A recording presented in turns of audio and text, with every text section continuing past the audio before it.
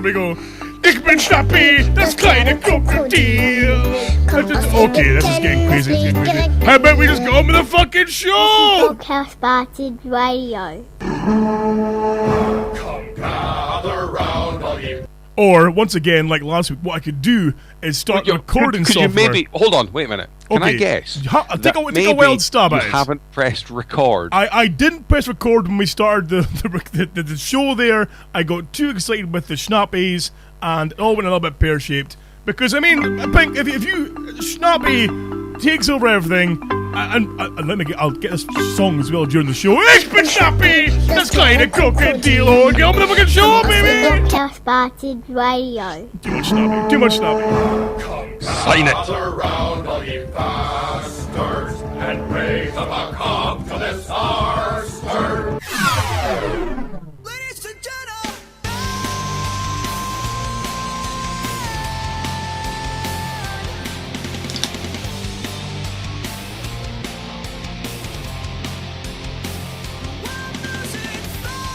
Hello there, internet people of the world. This is Scott Taylor here, the host of the Doghouse Bastards radio show, bringing to you a very early show this week because, as always, Papa's got to work on a Monday night, which is completely fucked up. So, we're recording the video show, we're recording the podcast here on the Sunday. Now, as you can see, I've got the camera on the studio here, and you can see I'm all alone in the studio. There's nobody here. The only other things in the studio is the fucking debris left by the Lurch Monster, Massive Heated Butcher, Tilly Butcher, Lurch Monster Heat, and everything else.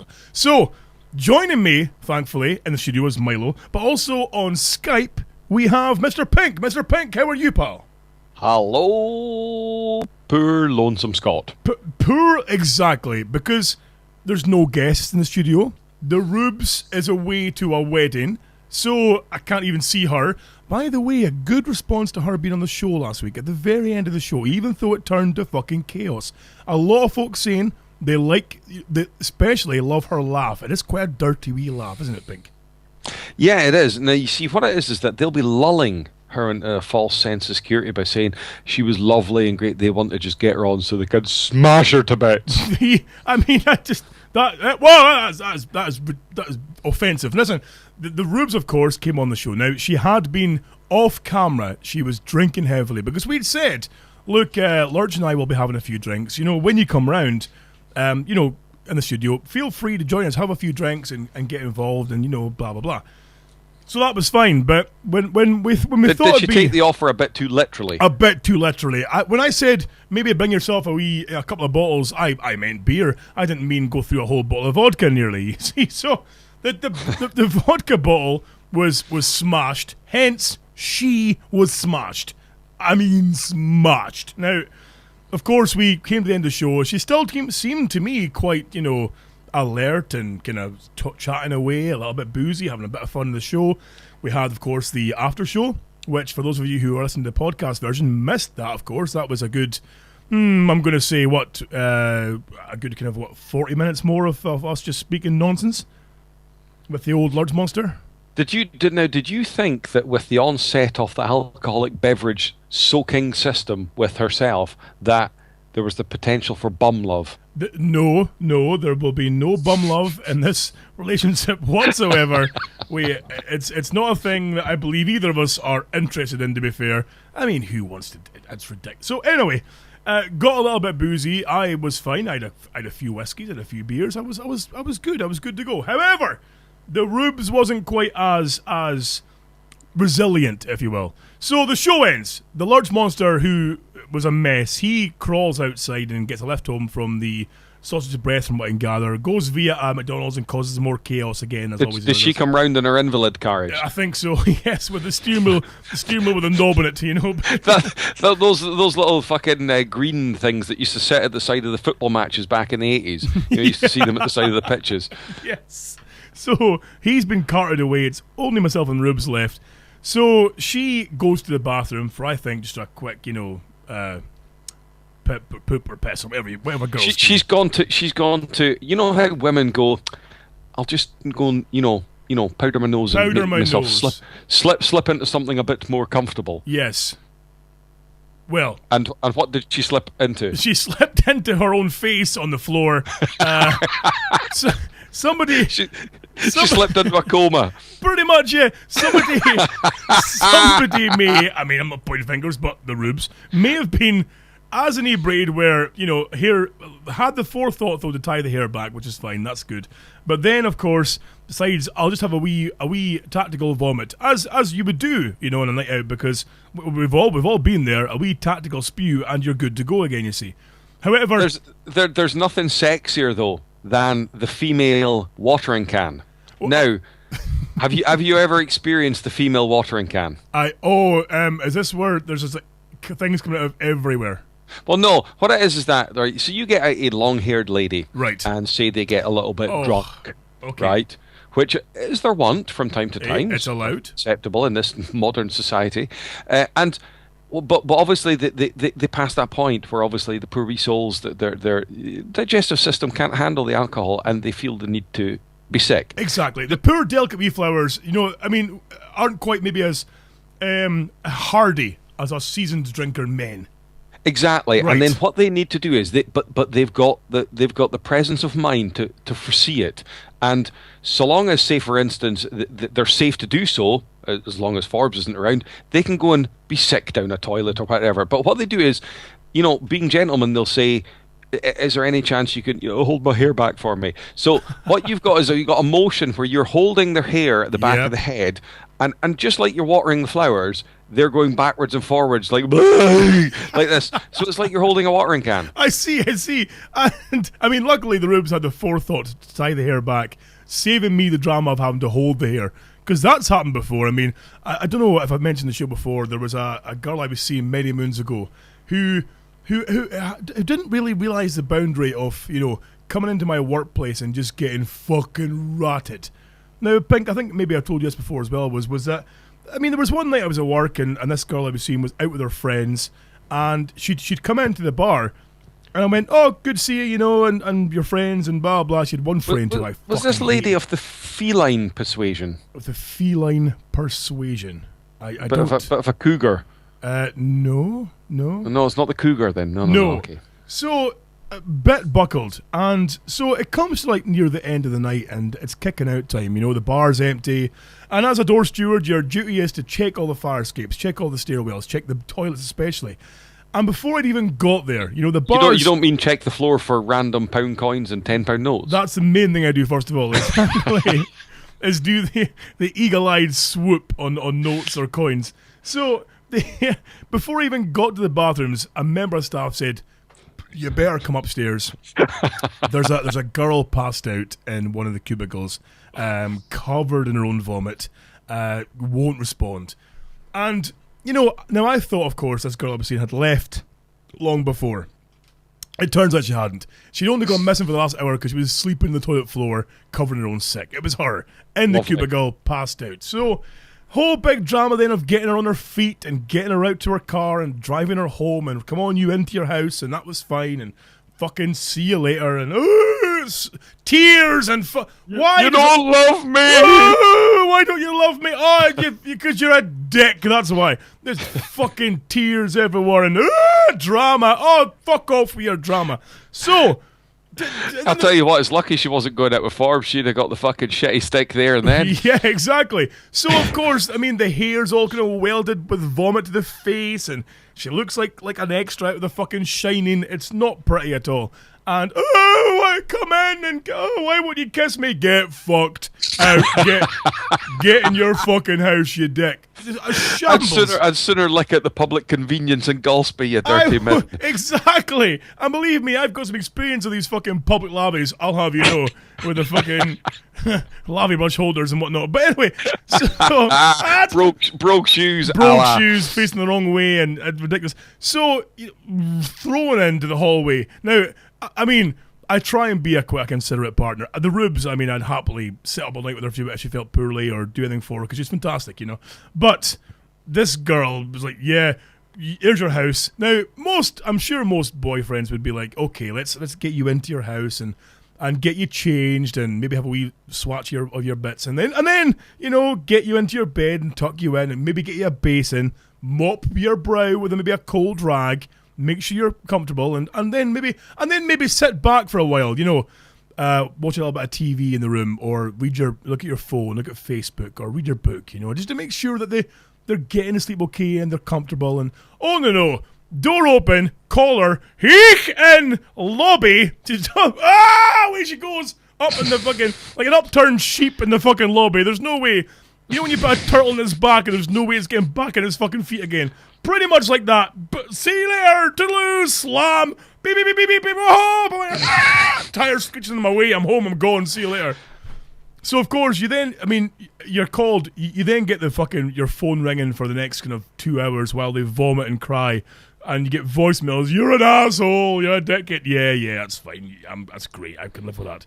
And then, of course, Pink, you probably know as well, you then get the apologetic phone call the next day, with the whole, oh, I'm really sorry. Oh my God, what happened last night? I have no memory of what happened. Yeah, you know exactly what happened, but you're so embarrassed because of you being a gigantic cock, you thought, I'll claim the alcohol blackout card, you fud. It brings me back. I think I've mentioned it on the show one time. There was this lassie who I was seeing, and oh my word, it kind of run its course anyway. And I'd been out with her, and she was minging, and I somehow, as in minging drunk, as in not just minging in general. Although not a face like a blind cobbler's thumb, then no. Like fucking like a bulldog licking piss off a nettle, but. I'd managed to lose her in obviously the local night spots, Canandaig's, and lovely she place. disappeared. And I'd ended up back at some other party sort of thing, and I'd fallen asleep. And I woke up in the morning, I think it was like 63 missed phone calls. A neat duration, like a pause of 7 minutes almost in between, ba-ding, all night. And I'm like, do what? You're phoning me to just basically cry and call me a wanker. Why am I going to answer this goddamn phone when I know what's coming? I've listened to your 70,000 voicemails, screaming, "Oh my God!" Okay, phone's on quiet. I'm going to my fucking bed. Enjoy. You might die and you're choking on your own vomit in your sleep, but I won't care because I'll be asleep in my bed and my phone's on quiet. The emergency service might be phoning me saying, "You're the next of kin! Come and save her!" My phone's on quiet because of you. Because of you being a gigantic fud and being a screamy and big chill in the chat room makes a good point. It's the biggest problem that they do as well, is they try and helpfully... This happened to me as well with that same girl that fell asleep. She, one time in the car... We've been out with some friends, a few drinks, Of course, she made the mistake of trying to keep up with me and others, and no one can do this generally, female-wise. The Rubes can, normally. In fact, there's a couple of times I think she's out drunk me. But, this girl, blazing drunk, like, come on, we'll get you up the road. Taxi called, that's fine, in the taxi. And you can see she's kind of half sobbing in the back seat and half kind of like, I'm sorry. And there's a dry bolt, and I'm like, if you fucking dare vomit in this taxi, I swear I'm gonna throw you out after it. I'm sorry. Starts vomiting. But they do this thing, like Big Chill says, is they try and cover their mouth with their hand, but leave like gaps between the fingers. So then you've got basically like a fucking power spew sprinkler system going on. And this stuff's going fucking everywhere. It's over the back of the driver. It's over the back of the seat. The smell is of like just alcoholic death. So, this poor guy, of course, we were up north. There was no kind of like prerequisite charge getting paid for spewing in this cab, but still you're like, here's some extra cash just to, help get a shit cleaned up. For fuck's sake. It just baffles me. I'm done with that. So anyway, I've gone completely off tangent here. So yeah, the Rubes has passed out on the, I say passed out, has been vomiting, has decided to lock herself away so I can't see her, has then thought, you know what, this floor is really comfy in here. It's a nice, cool, kind of cold floor. I'm going to have a wee bijou snoozette. Now, can I cut in here? Yes. Is there any chance that maybe when she was in this drunken state that she was easy to converse with, i.e., get sense from, completely lucid? Well, surprisingly, yes, for the first while. You know, there was response coming back because, of course, she's behind a closed door. And I'm asking, are you okay in there? Do you need anything at all? No, I'm fine. I'm fine, don't worry. I'm good. Don't you? Okay, that's fine. So I'm being the loving boyfriend. I'm outside. I've got a wee chair. I'm sitting there, just within earshot, so I can make sure she's okay. And I've got my Kindle there. That's fine. And I'm playing a bit of Game Boy. You've got a Kindle. I've got the Kindle. I'm sitting with a Kindle outside the bathroom door, like, I'll just wait here and make sure she's okay. Reading Stephen King's latest. Yeah. So, on you go, love. But you can hear the occasional kind of so you know she's okay. Okay, she's fine. But then, like most drunks do, there's suddenly a deathly quiet, and you're thinking, "Fuck, are they okay?"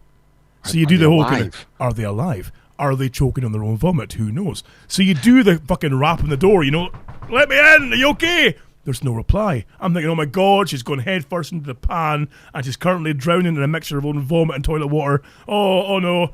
So that was it eventually. Door, boof, opened. Poor Rubes, lying there, virtually naked, on the floor, sound asleep. Bless her. So it's getting cold. I then grab a spare duvet, and rather than try and move her, because I try and move her, fuck off. Okay, that's fine. You just lie where you are. Duvet over you, and that was her left. Leftover devices, Pink. Now, did you take any indelible markers or, say, camera equipment and, record this for posterity? There may be a photograph. There may be a photograph which, while we're speaking, I'm going to send to you over the WhatsApps so you can see exactly that I'm not pulling the piss here. You'll see, you can't see her, she's completely covered by duvet, but you'll see exactly what I was faced with while, doing my duties as a loving partner. You see, so it's fucking gold. So, but it was fine though, because after a couple of hours, that was her. She woke up fine, and I'm a little bit ropey, but I'm okay. Came to bed. Oh, I'm so sorry. Don't worry about it. It's fine. It's cool. Oh, what a dick I am. But there was no drama. There was no drama. There was no fucking tears. There was no. Do you still love me? I've just got the photo. Yes. It looks like fucking Bear Grylls on a wintry night. Just a spare duvet hoofed over you. That'll keep you warm. There you go. Enjoy. So came. I'm sorry. I've been a bit boozy. No, it's fine. And the next day, and here's where again a thing that annoys me is how can some people, and Baglin is bad for this as well, where he can be and Rubes can be howling drunk the night before, yet suffer not a fucking bit of hangover the next day. How the fuck?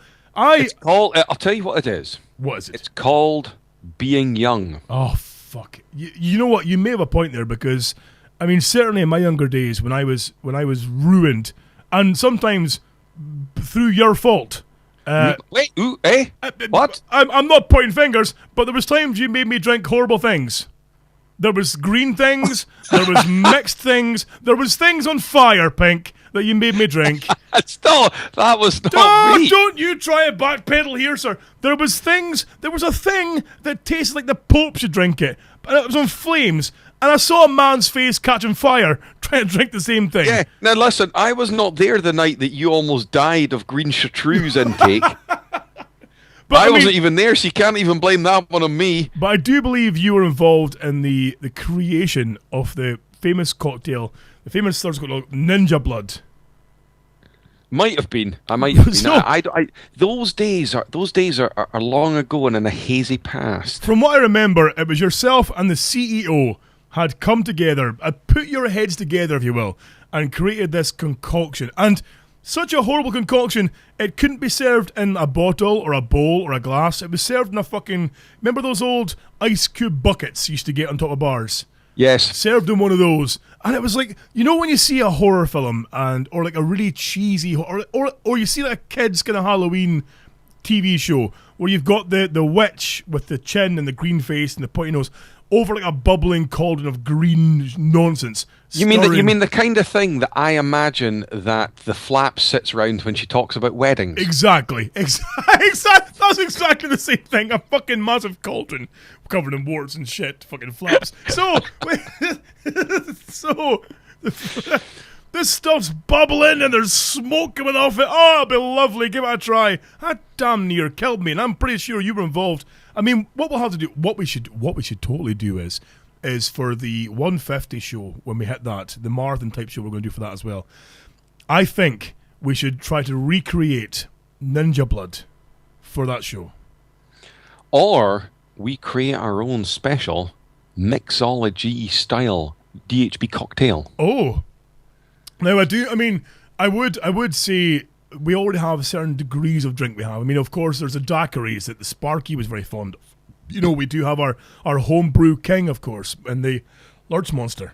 You know, so we do have a firm background on the alcohol trade as it is. Well, though I think everyone's got a fairly firm background on the alcohol trade. I know. I mean, Christ, I'm looking around here. If I can move this camera and show you, there are just empty Lurch Monster bottles just everywhere that I really should either throw away or smash over his head. But I've had no time to do fucking anything around here. You need to get the fucking steps for that shit. I need to get a goddamn a cleaner. I need to get somebody in here who I can. You've got pay. a cleaner. I don't have a cleaner. You do. I beg to differ, young man. Okay, so I need to get this shit sorted out. I need to say, look, here's pennies. Clean all this shit. Because there's things in here that I'm not gonna lie to you are horrible. I mean, the studio's fine apart from the fucking beer debris and the such not. But I mean, the rest of the house has been left to rot because I never really used much of it at all. It's just left in a pyre. I should just light a match. I should light a match. Thing is, you say you're needing a cleaner. Anywhere within a fucking 100-meter radius of you, there must be about fucking 10 cleaners looking for a green card in your fucking neck of the woods. That's best side of my door. Fucking queue here. I think the problem is, Pink, is that I've said before as well that this is not the place I want to be in. I don't want to be in this house. This house is shit. So I've never really bothered my arse, painting walls and laying new flooring, and I've got a ruined carpet I need to replace that I can't be bothered doing. But I mean, because of course I am saving for a deposit for, a place to call home properly, not this mangy backwater flat in the middle of fucking Beirut. Are you buying a tent? I'm going to go for a tent. That's probably all I can afford. I'm hopefully going for a 10-man tent because, I'm fat, I need space. But this is, I mean, Pink, of course, I know that you've kind of dabbled in the whole home ownership thing and revamping and stuff. I mean, any tips? Save lots of money.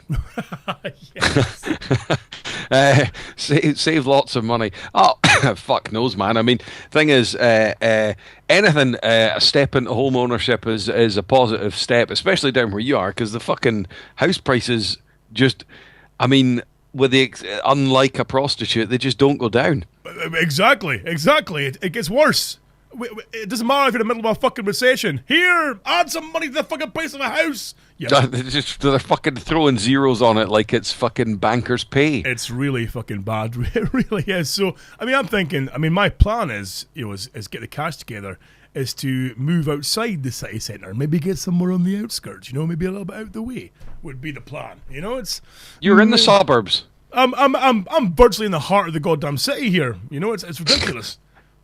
You're in the heart of the shitty. I'm in the heart of the shitty, exactly. So Pink, anyway, how have you been? Of course, if we had more time, we could have organised a proper Halloween show like we did last year. I've had no time. There was nothing. I even had ideas for bringing in, like, specially guests and stuff, special, like, there was a ghost hunter I met who I wanted to bring in the show for the Halloween, but we've not had fucking time, Pink!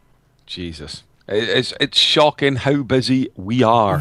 I swear to God, there needs to be a way we can turn things round so that we can make this become our income and we can do this all the time. Stop working for the man and become the man. I have a radical idea. Do it. Is that we somehow formulate a situation where the listeners pay us some form of, say, Let me- monthly contribution. Let me stop you there, sir. Let me stop you there. Because Okay. if ever you wanted to fucking court controversy, it's by mentioning the fact that anyone dare subscribe or fucking pay £3. Three? Where Where did you get 3 from? I have no idea. I'm just completely spitting my arse here. Have you been listening to De La Soul? It's, it's just fucking chaos. So I mean, I don't know. It's time to Is there some way we can monetize this? Can we maybe like sell on the skill sets of the bastards? I mean, let's start with Steve. What could we do with Steve that could make some money? We could hire him out as a Quagmire lookalike. I reckon that we could use his chin as a billboard. Perfect. We sell advertising space on Steve's chin, so that's him sort of. Now, what about, of course, the moneymaker? Moneymaker Maynard, folks, is of course back in the country. Has been for a little while there. Couldn't make it in tonight. He claims because he's busy, but Pink, I think it's because he's got a touch too much of the Hollywood about him. You know. I reckon he's changed. I think he's changed personally. I reckon that we are now beneath the Maynard. I reckon what's happened is that someone has gone up and said to him, Maynard, sign it! And he's thought that they were after an autograph, and he's just got Billy Big Boots.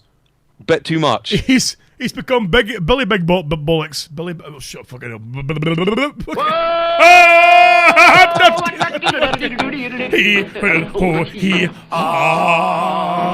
Billy Big Bollocks. And he's giving it lemons. He's giving it lemons. So, because he has come back with some big fangled ideas from what I can gather. We got a brief taste of the stories last week from Lurch Monster about Maynard's time in the Sun.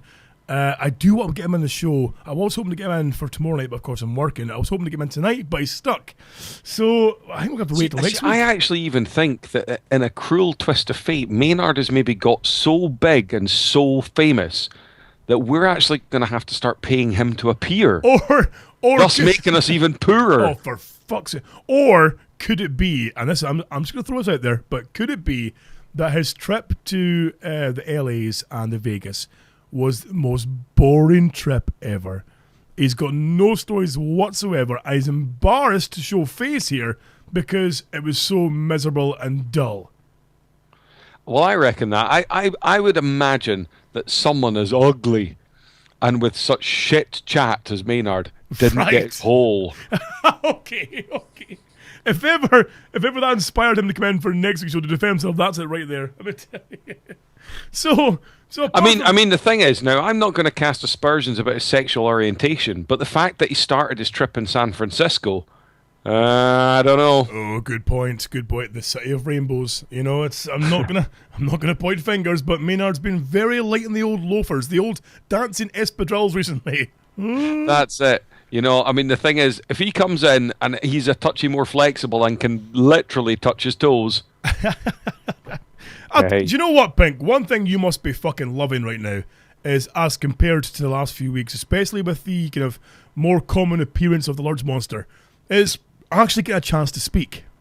What? Are you trying to say that on regular shows that the conversation does not ebb and flow as freely like tonight, for instance, because there's no one talking all over the top of me?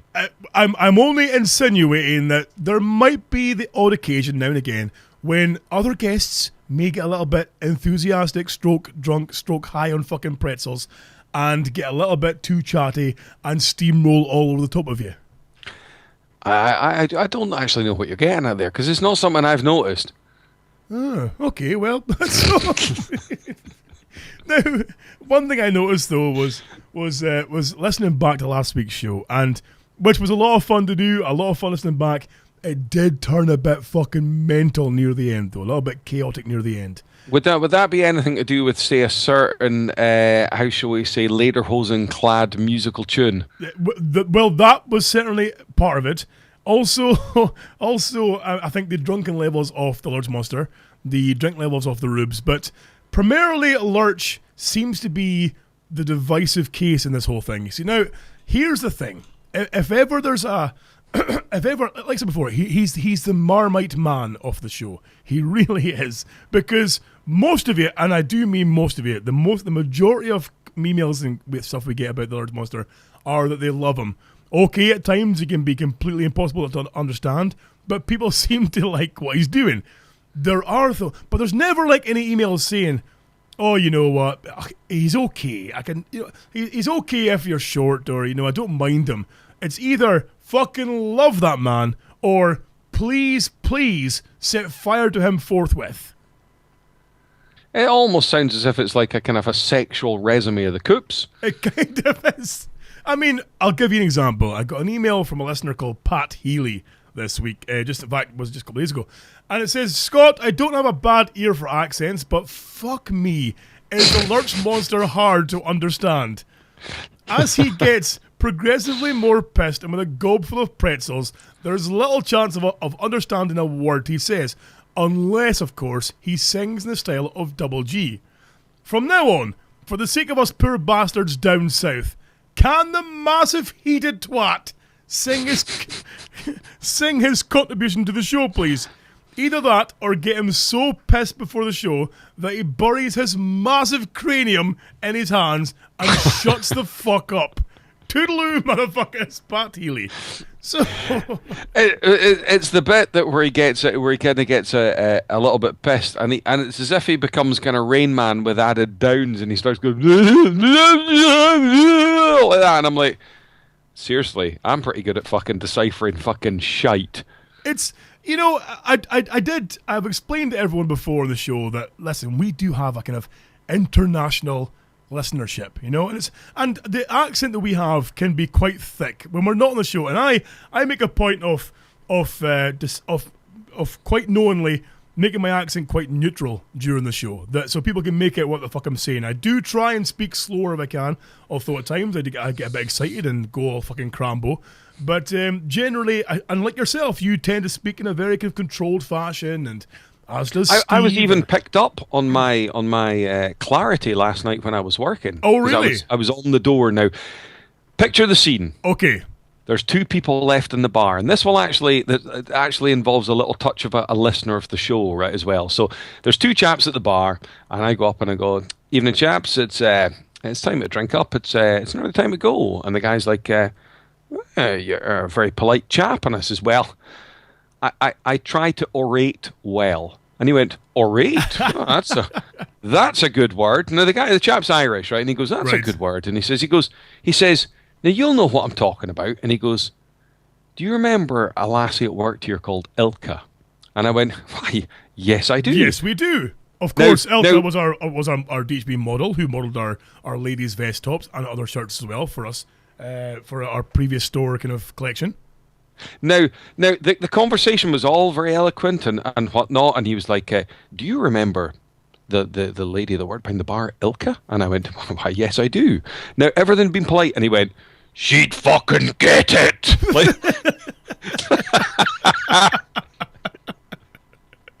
Now, I'm not saying I nearly ended on the floor laughing, but I did, because it was very funny. Holy and at that point, he went, "So anyway, I'll see you later." Fucks off. She fucking gets it. Fuck's sake. Of course, Ilka did us a huge favour in modelling our shirts for us for our store page. Back when we sold the Run DHB shirts and the cartoon ones as well. But did you know, I mean, obviously you know, but folks out there, that she started her own company, which is actually quite fucking awesome. It's, if you search on Facebook for search for Sweet Rage, or go to sweetrage.co.uk, you can see some of her. It's handcrafted fruit, sweeties, cakes, jewelry and stuff like that are all kind of like angry face. It's fucking awesome stuff. But before you eulogize too much about said Ilka, right? I have asked this lady to make us DHB produce. Okay. She makes awesome cupcakes. As well. I've not seen one. I've not seen a DHB themed one. She did say before she would do that as well. Exactly. Now, is she a cunt? How can she possibly be put forward as a trustworthy and reliable business person if there's not some kind of DHB-related jewellery stroke cake stroke cupcake? I mean, how can she be taken serious in the world of business if she is not producing DHB merchandise? Folks, if you get a chance, go to Sweet Rage on Facebook and throw her a wee like. And in fact, post on her page and say where in the... In fact, don't swear on her page because, you know, family, business kind of page. But, you know... In fact, could we even say that if we do not see some form of evidence of DHB prototypes, that the slightly more saucier photos that have never been released from our photo shoot may get dribbed onto the internet? The ones from the private collection, you say? Yeah, the ones that have been laminated. From the camera we had hidden in the bathroom. That's... Poor Ilka. Yeah, no, but like the big man says, go and give her page a like. And listen, as I've said before, I don't like women, but if I did, I would buy them a present from her shop. Oh, bloody hell! Well, I may be making a wee. I can't say that because, you know, the Rubes will listen in, but there might be money coming from me very shortly. But we'll see. But anyway, moving on. So of course you were working the weekend. I was working this weekend, and may I say that really, I mean, Thurso, it's Halloween. Right. Now, it's got to be the one town where people have to put the least effort in. I was just going to say, was everyone out wearing their regular clothes, and it was the most horrific night you've ever had in your fucking life? This place, they're so ugly here, they have to put makeup on to look frightful. Okay. Right? Because your average generic person up here is so ugly, they're beyond scary. So they have to put makeup on just to get back to the regular, normal level of scary. It was fucking frightening. Pink, do you never worry that because now that the people up there are starting to kind of click as to who you are a little bit, they have the hint now that you work on a pub venue at the weekend. There's not that many pubs up there that need door stewards, so they're gonna kind of narrow it down a little bit as to who you might be.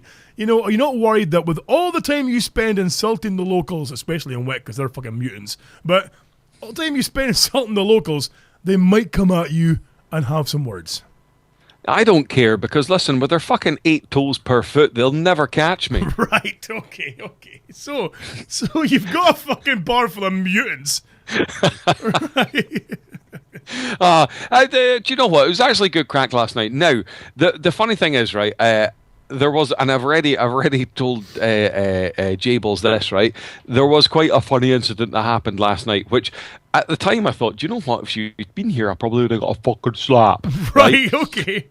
But you know that kind of thing where I don't know whether or not it's your subliminal or subconscious. It's, you know, subconsciously you say something, you don't necessarily mean it to be true, but in your head you just fuck up the words, kind of thing. Yeah. So there was a couple of lassies dancing in the bar last night. They were the barmaids, right? Now, one was wearing a red bikini, right? Right. And that's it, right? Oh, okay. With some blood down her chest. A red bikini, and that was it. And that was it, okay, right? With high heels on and a bit of blood down their chest that I never noticed or saw, right? Now, the other one was wearing like this corset, and she was like some kind of vampish kind of thing with, once again, fishnet tights, which I never really paid much attention to. Now, they were dancing a little bit provocatively. Once again, I wasn't watching. You were focusing the door. You certainly were not watching that at all. You being a happily attached man and everything else. I wasn't. I mean, the mere fact I had to glance at them was merely for their own safety. Naturally. Now, they came over and they started to maybe give me a little bit of a lap dance, right? Right. Now, I, of course, being the resolute professional, did not bat an eyelid. Oh, I can imagine. There was nae a twitch in your drawers, nae a bat of your lid. Stony-faced professional. Now, they were giving it large, and I was like, I was thinking to myself, do you know what? There are times when you're getting paid to be on the door where you just think, fucking sucks being me, yes? This right? job is hell. Exactly. So they were just fucking having a laugh, and I sort of said to them, and I went, do you know what? do you know what? It really does suck sometimes doing this job because now. Did you in my emphasize the word suck? I'm only asking because you know. I did. I said. It And goes, you do with it's- a little bit of wink saying, "Hey girls, this job really sucks." Yeah, whilst wiping my top lip and I kind of, you know. Well, aye, it biting really your does top suck, lip, look. exactly, and licking So- your eyebrows. So I said, I goes, you know, it kind of sucks being me doing this job, getting paid and whatnot. Now, in my head, I went, like, I was going to go, you know, because, you know, I'm being sober and I'm getting paid and all that, and this is really shit. But I said in my head, right, now, between brain and mouth, right, Right. I said, you know, because I'm sober, it went down and went through the wee filter, came out my mouth and went, because I'm single. Oh.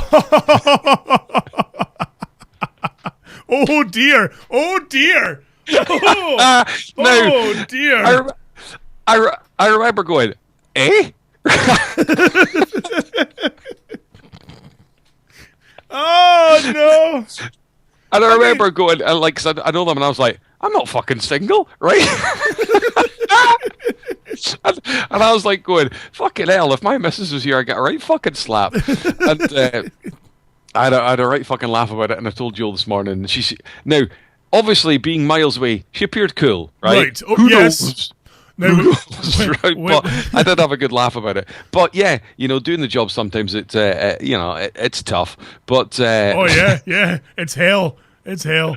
Did I mean when you said that Joe was cool, did you get the yes, I'm fine? You know, no, there was none of that. I Oh. don't know. I mean, hey, she's in the chat room. I don't know. Maybe she could type away. I don't know if she's still listening just now. But no, she seemed to be pretty cool. You know, Oh, okay. and then and obviously.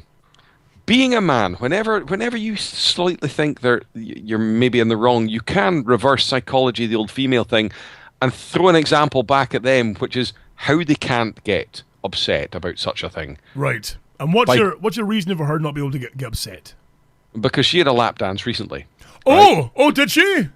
Yeah. Like a proper like Van Jana in face lap dance.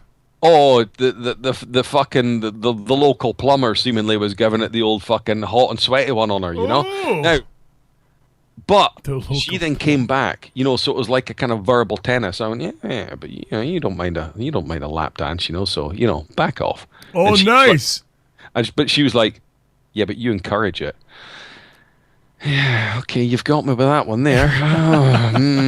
You know, so. But then, did you do the kind of saving grace where you say, "Well, yeah, it was good, but I'd far prefer a lap dance from you, sweetheart"? Bollocks. Is it? Can we cut that bit of the show? It's maybe a bit too late now. It's maybe a bit too late. Yeah. You know. Right. And in the It's a in the chat schoolboy room error just thing. now, are you seeing what it says in the chat room? You know what? I will look as we're speaking. It says he saw censored. It said censored. No, it says I saw censored. I saw. Oh, what did she see? She saw red, I assume, or something like that. It's just Cock. I saw. She saw cock. She got a lap dance from some guy in some titty bar. No, it was a lady that was lap Oh. dancing her. So she maybe saw Van Jana.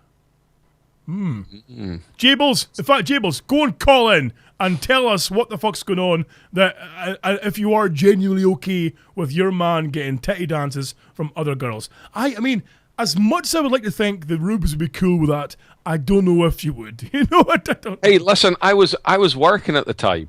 I Right. was working at the time. You know, Jables and saw the thing is, Vagu. listen, it was like a personal hell. It was like a kind of purgatory for me. I couldn't escape. They you- were all around me. You can't escape because if you leave your post, you're risking your wages. Exactly. Exactly. I have a position of authority and safety for the rest of the bar. You have a care of duty demand, for God's sake. I have to keep an eye on access points, exits, eye level, and I mean, I wasn't ogling tits. No. No. We have Jables on the line, as you can hear by the feedback there. Jables, he's obviously told you about his lap dance, Yeah, you did. and you're okay with this. I'm fine with it. Now my finely tuned female intuition here is kicking up alarm bells because you're doing that whole kind of like, you know, that like too chirpy. You know the whole kind of chirpy kind of, oh yeah, I'm fine. But inside you're like, Hold on. It's like, Why you is she fucking you know- sponsored by Warner Brothers or something like that? You know when they go on Mickey Mouse and you, yeah, I'm fine. When they're not really. Jabbers. Come on, Pluto. So whereas you know that's now locked away in a fucking box. And the next time that any shit goes down, Pink, the next time there's any hint of a fucking grievance, it'll be thrown in your face. Oh well, you had 2 birds in bikinis lap dancing your work, you fucking bastard, cunt bag shit bag wagger. Yeah, because while it was going on, he was messaging me, which means that it probably wasn't that good if he was texting me while it was happening. Pink, I mean, while Jables is on the line, and tell us honestly, no one will condemn you, especially. In fact, Jables, this is what we call a DHB amnesty. Whatever he says here is completely not allowed to be used as ammo or as insult at a later stage. So tell me, Pink, during said lap dance from the 2 bikini-clad ladies, right? Yes. Did you at any point sport a chub? It's a valid question. But did any blood rush to the nethers and maybe a wee tickly semi? No. Oh, come on! Jables, you ask a question. Look at that guilty laugh in the background. Jables, ask a question. He can't lie to you. He's not allowed to. Did you? No. Oh, dear. Okay, did you then... Okay, question number 2. Afterwards, you know, of course, after you've been all professional and, of course, focusing on your job and making sure everyone was safe and completely not paying attention whatsoever to the jiggling boobies in front of you in the bikini top, did you then perhaps, once the professionalism, once the tie came off, once that badge came off and you went home, did you then give yourself a damn good thrashing? That was No. Now, I'll also have to interject Okay. that in no way, shape, or form was one of them was it their birthday, and did they require a birthday kiss? Oh, right, okay. the Jables, did you know this now? No. Peck on the cheek. Uh-huh.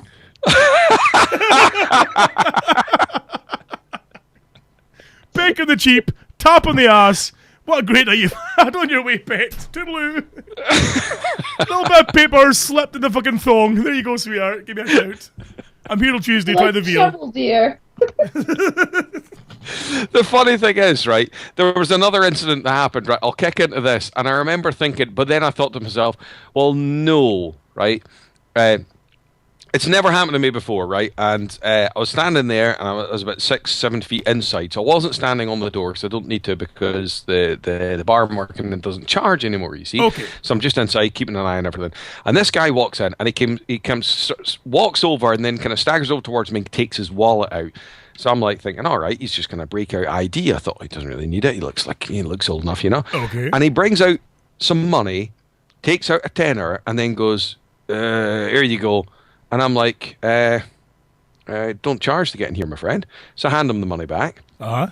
He then goes, "Oh," and he opens my jacket and puts the tenner inside, and he goes, "Gives a stamp," and I'm like, I've told you, not charging here, man. Take your money back.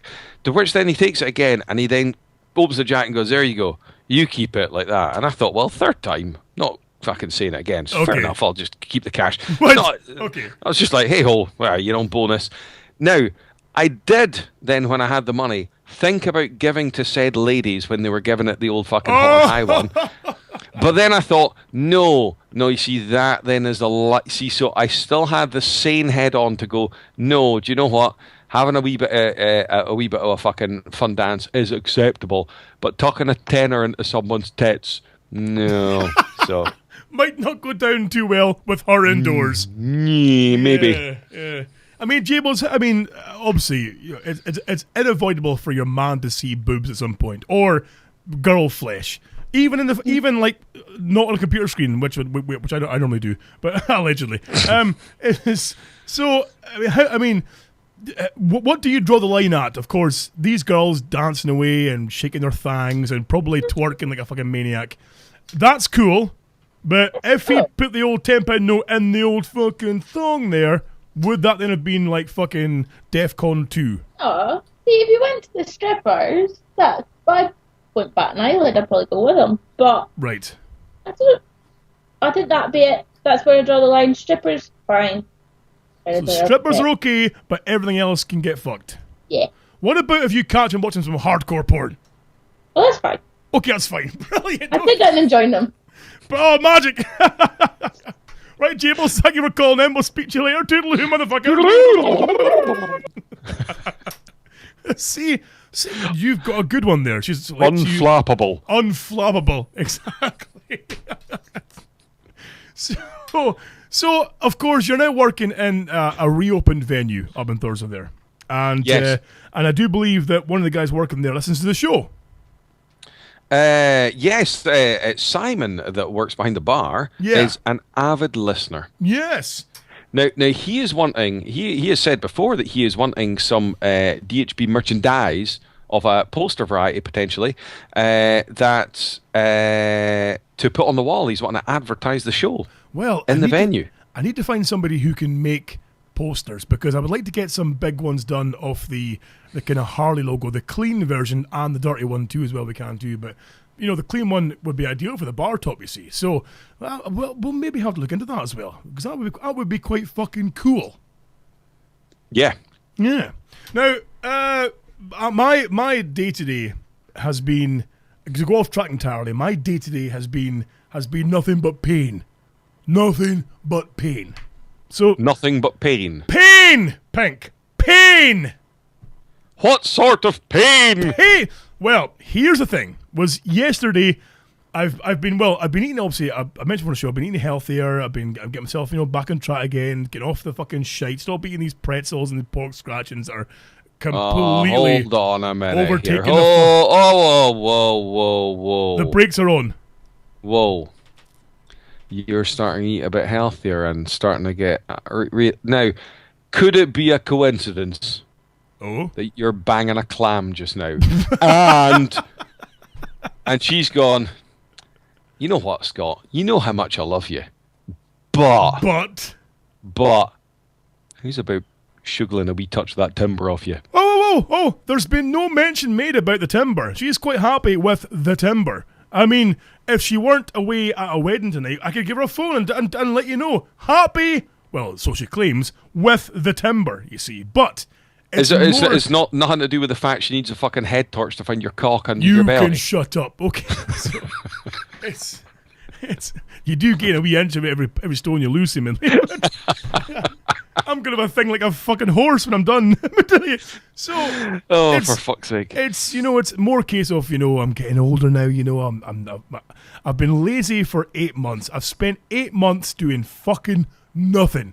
No training, no eating properly. I'm thinking, well, I'm with this woman who is skating and crossfitting and gymming and eating. I'm like, I'm such a fucking slob, I feel Have you been whilst in coitus, wheezing like a fucking burst blacksmith's bellows? There has been times I've had to open a window for a bit of fresh air, Pink. I'm not gonna lie to you.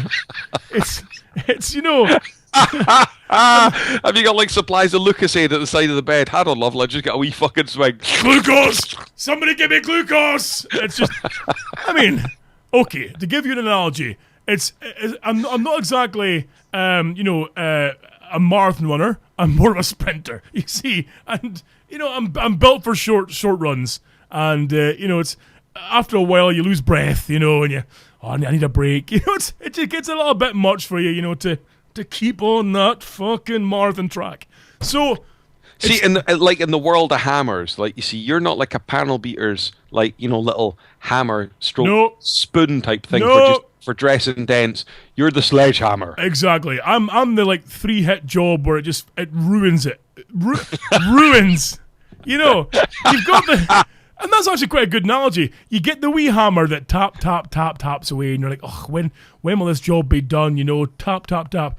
Or then you break out the fucking sledgehammer, BAM! Oh, job's done! Oh, let's go get a beer, because we're fucking satisfied. Yeah, baby! Woo! I'm a fucking sledgehammer. That's what I am. So, but it's time to be less of a sledgehammer, a fucking posting mallet, if you will, and become more of a, a svelte back. So I'm toying with the idea. I'm toying with the idea of re-entering the strongman field. Trying it again before I get too old to not be able to do it anymore, you see. So I'm back on like a healthier regime. I'm back on a training regime.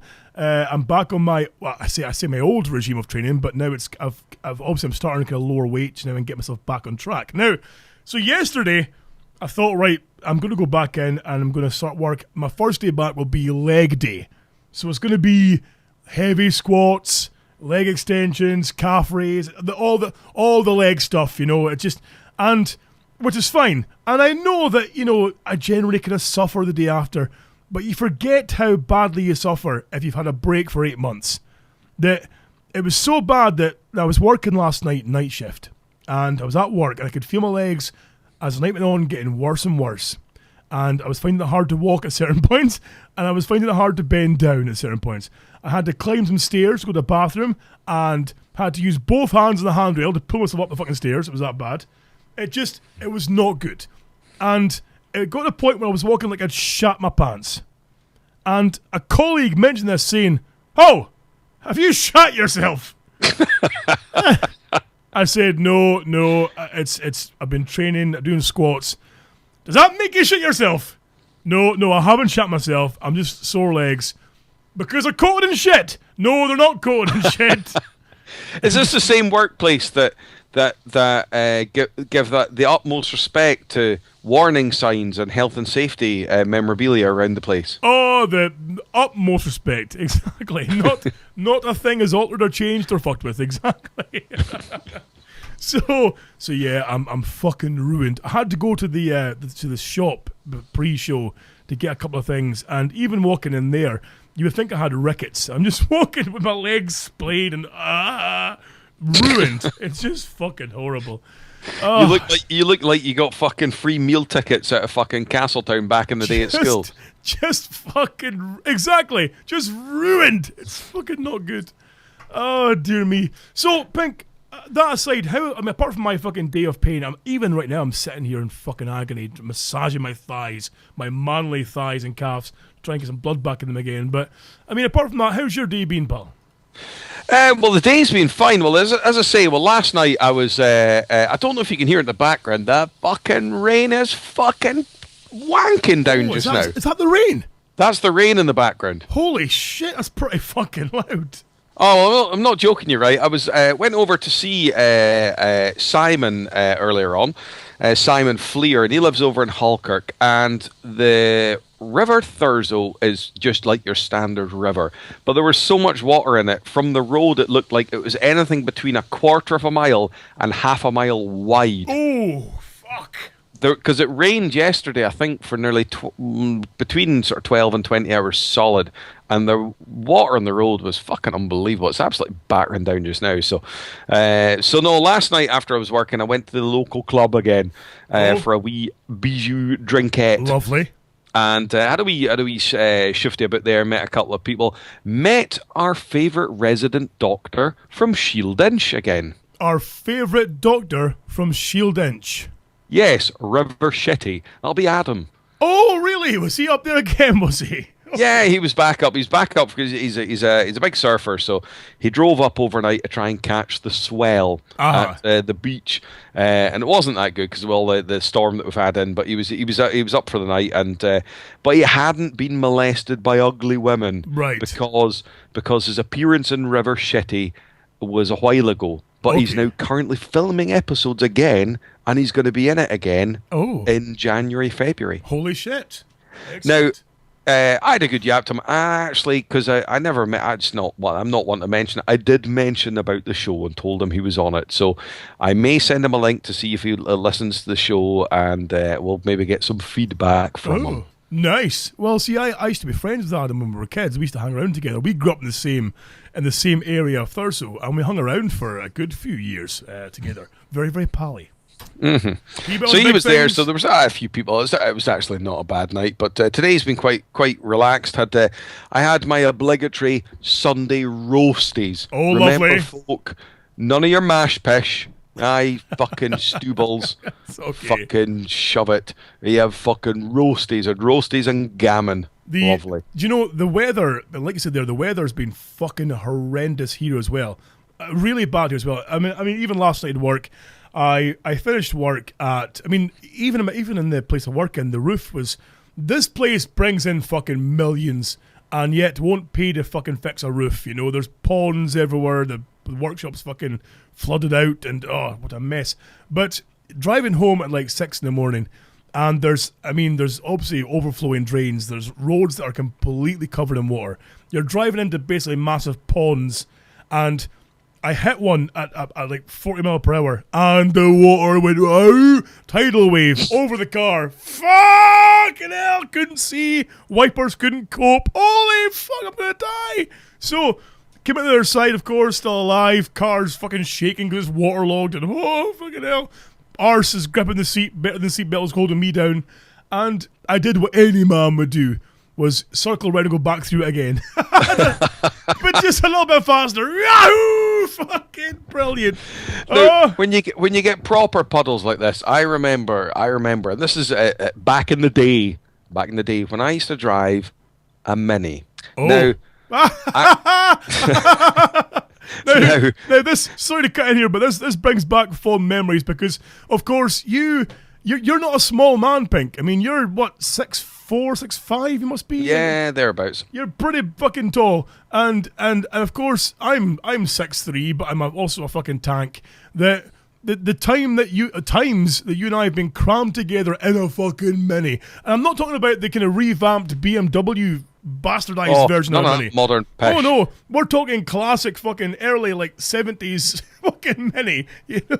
1976, tartan red with a black roof, with 10-inch Mamba wheels. Fucking beautiful. Oh, quality motor. Now, I remember heading down. Now, is it Janet Street? So you come down Lovers Lane in Thurso, and then you turn a left, and is that then going down Janet Street? Yes. Right. Now, I remember, I'm trying to think now, I was in my Mini, I'm not sure if you were there, and I think Phil O'Pish potentially might have been there. Now, we had been in the college, so this is back when you were up in Thurso. Right. And there was a fucking massive puddle down Janet Street. I mean, huge, the kind of thing that would envelop the car. Yes. And we'd been in college, and it was like, let's have a quick run down the street, and so took off in the wee Mini, and so we thought, we'll nip down and go down and just fucking horse through this puddle, right?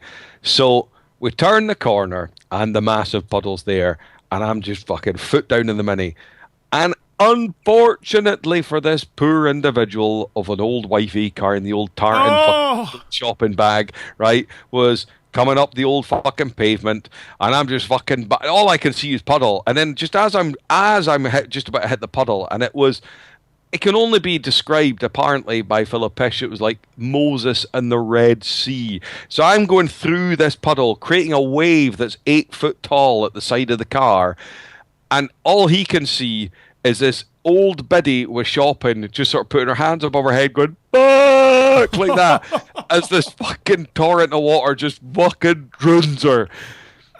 Woof, off in the car, gone. I believe there was phone calls to the police and everything. Bastards, fucking car soaked me, etc., etc.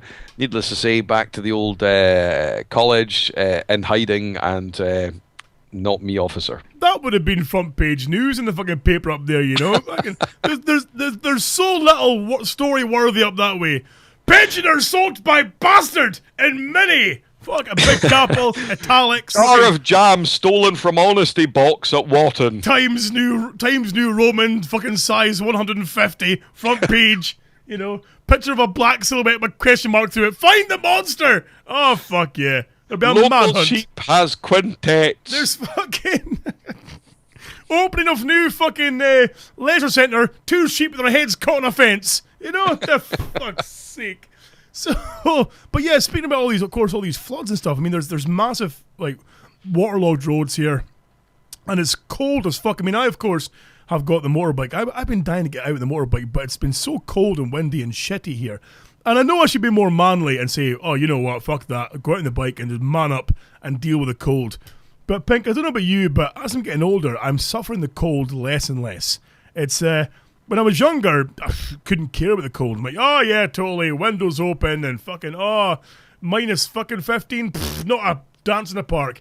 Now I'm like, oh, it's a bit chilly now, a bit of a sweater on. I'm getting old and fucking miserable, Pink. Well, you look at like the bikini-clad lady last night. Yes. I think she's like in her early 20s, maybe 21, 22 or something like that. Now, try getting same woman at 35 going out dressed like that. Not happening. It's not happening. It's just not happening. As you say, I'm not a great fan of the cold. Now, I have just fitted. And now, every man needs this as you get into your later life. Jammy bastard. What you need in your house is a lovely log-burning stove. Oh. Now, I have just fitted one into my house. Oh. Now, I have there a lovely Georgian fireside chair that is beside the stove. Now I'm getting visions of you there in the fucking the pink cave with the log-burning stove, the Georgian fucking chair.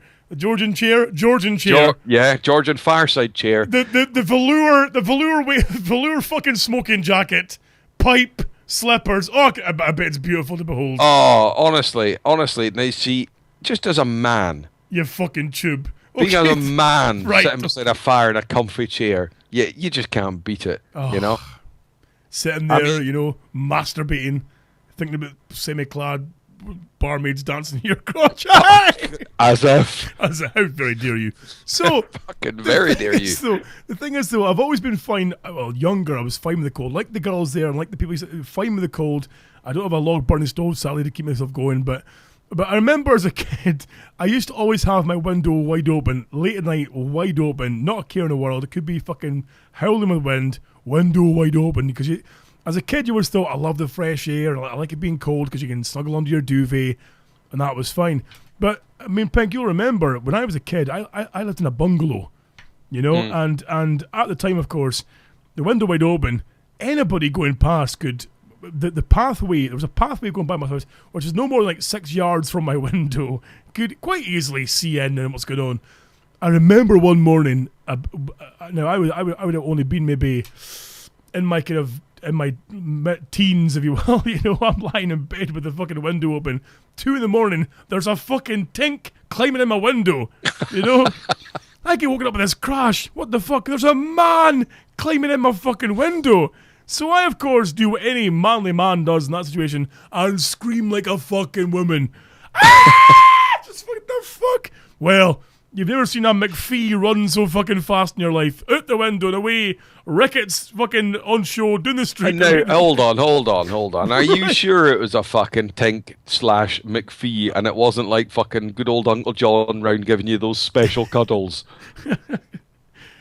Just whispering to you, it's okay, I'm Batman.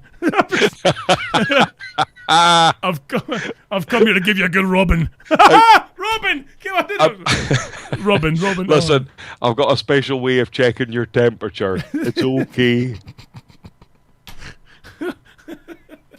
Oh, for fuck's sake. Zombie. Zombie. Oh, dear me. What the Okay, what time is this anyway? Let's move on to some of our emails, shall we? I'll tell you what, before we go on to the emails, the one thing I'm wanting to mention, and we're talking about ourselves and all that, you see, now this is something that you can't actually partake in these days, being a hirsute gentleman that you are. It is now November. Oh, no, it's not. It's Movember. Movember. Now, for various reasons, I've been unable to partake in Movember since, I believe, 2010. Right. When I looked like, quite literally, a dodgy Dutch porn star. Now, I'm doing Movember again this year. Right. Now, I will take random photos of me, obviously, sporting the pink balaclava, whilst I grow this beast. Okay. And I will put them up on the Facebook page. Now, I will create a wee... And obviously, it's not just for growing a moustache and looking like a man. A man! A man! It's like the old saying goes, I believe from my favourite TV show in the world ever, Duck Dynasty, I believe the quote does state that shaving your beard off is like getting your first period. It's when you know you're really a fucking woman.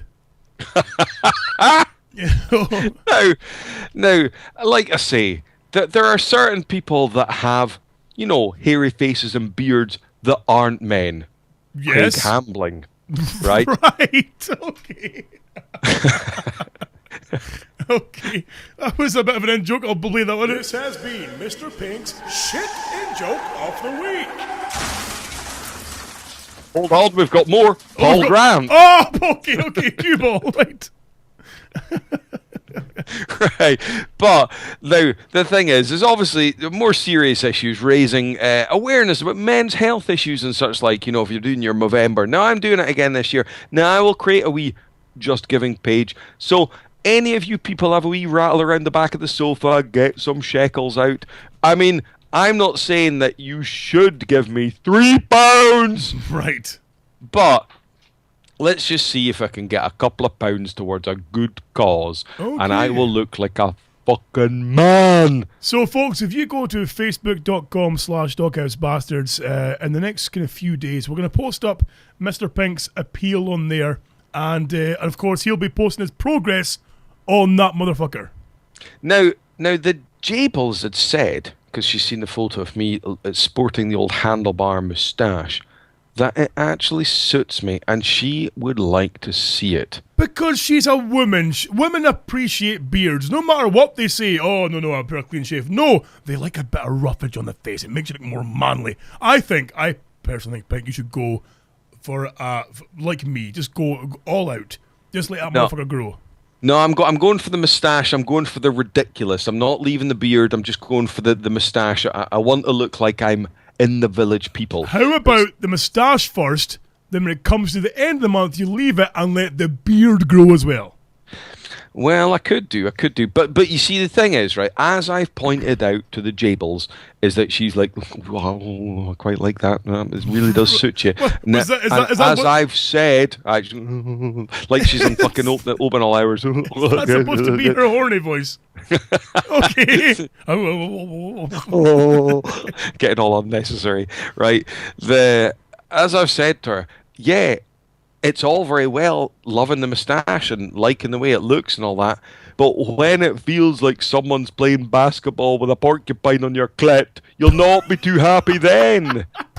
Oh, no. Seemingly a bit of roughage in the face certainly helps with, just a wee tickle on the inner thigh with a bit of face. Now, there. is this what you've Allegedly. heard on the grapevine? I've heard this on the internet. I don't know personally because I never do that kind of thing, but seemingly that's what the rules, the girls things and say. Yes. Anyway, so yeah, we're moving on swiftly. Do you know what? Actually, let's cover some news because we do have a few things here. Let's go! Fuck you, people. Here's the headlines on the DHB News. Speaking of beards, Pink, did you know that the World Beard and Moustache Championships are currently taking place in Germany? I was aware, but I have not read too much about it. Inform me, please, big chap. 300 fucking men have stepped forward to show off. Men! None of a shaved face pitch. If you want to shave your face, then go back to the fucking girl school. You dick. Go away and do your home economics and learn to make cakes. You fuck of a man. Get the face. You're not saying it with enough gravitas. It's men. Men! Exactly. So these 300 men step forward to show off their whiskers at the World Beard and Moustache Championships in the German town of Leinfelden, Echterdingen. Yeah, the fucking... So, contestants came from 20 countries around the world, and one dude who looks completely fucked up, a guy from New Zealand, his beard's all kind of like... It's hard to explain. Look, there's loops and there's points and there's like... It's like a really stoned porcupine. But, I mean, hey, that's their thing. That's fine. But men with goddamn beards are heading to Germany right now. Pink, any news stories you want to share with us? I have got a fucking cracking news story. Now, before I go into the news story, I want you to try and guess from the news story, although it doesn't say it, I would say I'm quite right in my assumption as to what nationality this man's father was. Right. Now, Russian Shepherd, age 80, survives a fist fight with a bear that threw him off a cliff. Right? Right, okay. No. I'm like, oh, right, okay, fucking excellent. It says here, a pleasant afternoon picking wild berries turned ugly for one octogenarian when an angry bear got all up in his grill. All up in his grill. Okay. All up in his grill. Russian Shepherd Yusuf Alchagarov. Right. Yusuf Alchagarov, 80, was minding his own business when he was confronted by the angry mammal in the region of Kabardino-Balkaria last week. Beautiful. Instead of running for the hills with his fucking Synatogen and fucking Zimmer frame, It's a Natogen. Okay. the sprightly pensioner decided to fight back as the animal placed him in a bear hug. When the beast lifted him off the ground, Alkajarov unleashed. Now, what? Hadouken! What? Okay. I was doing the Hadoukens. Now, if a bear, right, a bear's got you, you would assume you would shit your fucking pants, man. You'd think you're fucked. You're fucked. Right, but and you're 80 and a bear's got you. Good night, Vienna. Good night, Vienna. Oh no, Alchagarov. He's 80. He's 80. He unleashes a flurry of headbutts and kicks. He unleashed the goddamn fury, is what he unleashed. He started cracking open a 6-can of whoop ass on this fucking bear. The bear drops him. He found a fucking mud hole and stomped it dry, is what he did. Honestly, this fucking bear went off carrying its arse in a sling. The bear dropped him but sent him flying off a cliff before leaving the scene of the crime. Right. Now, he goes on to say, I've been in the old raspberry fields when the bear turned up and attacked me, he explains. It's a defense technique that my father told me about and is well known to shepherds. Okay. What, headbutting bears? So it's a defense technique. Now, this is where I think his father was Scottish. Because the only defense technique that a Scotsman knows is fucking sticking the old Glasgow kiss in someone's coopin'. He's got a black belt in the ancient Scottish martial art called Fuck You. Exactly. So he fucking kicked the bear's cunt. What the fuck? Brilliant. 80? Listen, I have some exciting news, Pink. I'll play this quickly. Release the Kraken! Release the Kraken! There's been... Unleash the Kraken! There's been some new fossil evidence which revives the sea monster debate. That they reckon that they found this I think it's a skull, is it maybe? That it's or the beak. It's the beak of an ancient squid or octopus that was seemingly fucking gigantic size. Now this thing, the GSA, the Geological Society of America, and it was like finding a needle in a haystack seemingly. They reckon this thing reignites the Kraken theory, that the Kraken could have been a thing. Mm-hmm. How exciting is that, Pink? Well, but it don't. You're saying Kraken. It sounds was like seemingly the size of a school bus. It sounds like they found an ancestor of the lurch monster. Yes, with a fucking giant, Fucking massive heated fuck. fucking massive cunt, oh boy, honest to God. So they say that they reckon there's virtually zero probability that that there could still be that out there somewhere. But this is a long dead species and blah blah blah. But it does show they think that there was giant deep sea monsters at some point. Well, we've all Just so encountered them. exciting. We've all encountered them about 2:15 on a Saturday night. Hey! Release the Kraken! Yes. So we've. So Pink, any more stories? Right now, yeah, you have occasionally gone out and got a little bit pissed and wound up in places that. That's not me! That's kind of cooking! Sorry, you were saying. I do apologise. In fact, that's quite a good fucking segue, actually, right? But I'll tell you, you've occasionally gone out and got pissed and woken up in strange places. I woke up on a bench once with a cat on top of me, missing my shoes. And once again, not a bad segue. Not a I bad- went out on Thursday once and woke up in Murchison Street in Wick, right? Shit's real, you know? Okay. Teleportation whilst drunk. Now, conveniently, with your fucking snappy fucking crocodile, a German mechanic Right. went out on the fucking sauce. Okay. Now, And they can fucking drink, let me tell you. oh, now they can drink, right? Now, you know. Now, he's woken up, and the mother of all places, he's woken up asleep on top of a horse. Oh! Now, Oh, that beats mine by a fucking landslide. I mean, No. mine was literally waking up outside a British Legion at a riverside on a bench in a t-shirt and jeans, missing a shoe, and with a cat lying on my chest. I myself have woken up in an ex-girlfriend's bed wearing a dress, makeup, hat, and a necklace. Were these things you were wearing whilst you went out drinking? Yeah, so Okay. technically that wasn't the biggest surprise, but Okay. where I did wake up certainly fucking was, let me tell you. Right, okay. What the fuck am I doing here?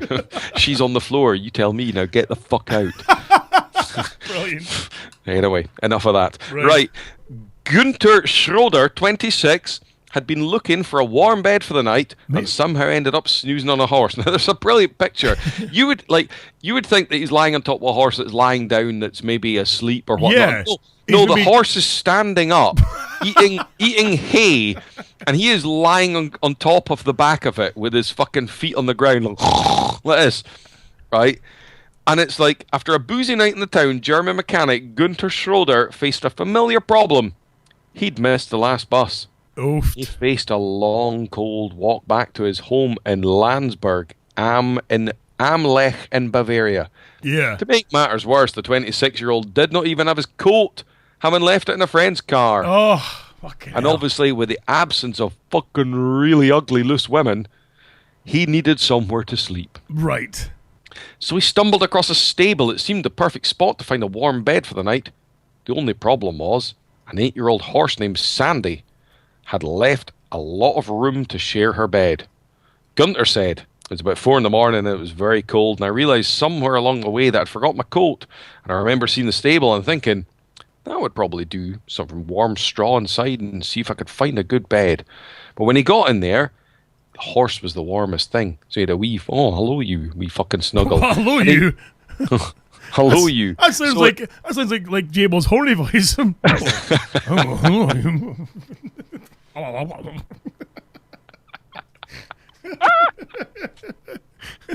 Oh, I could say so many things, but I won't. Right. Okay.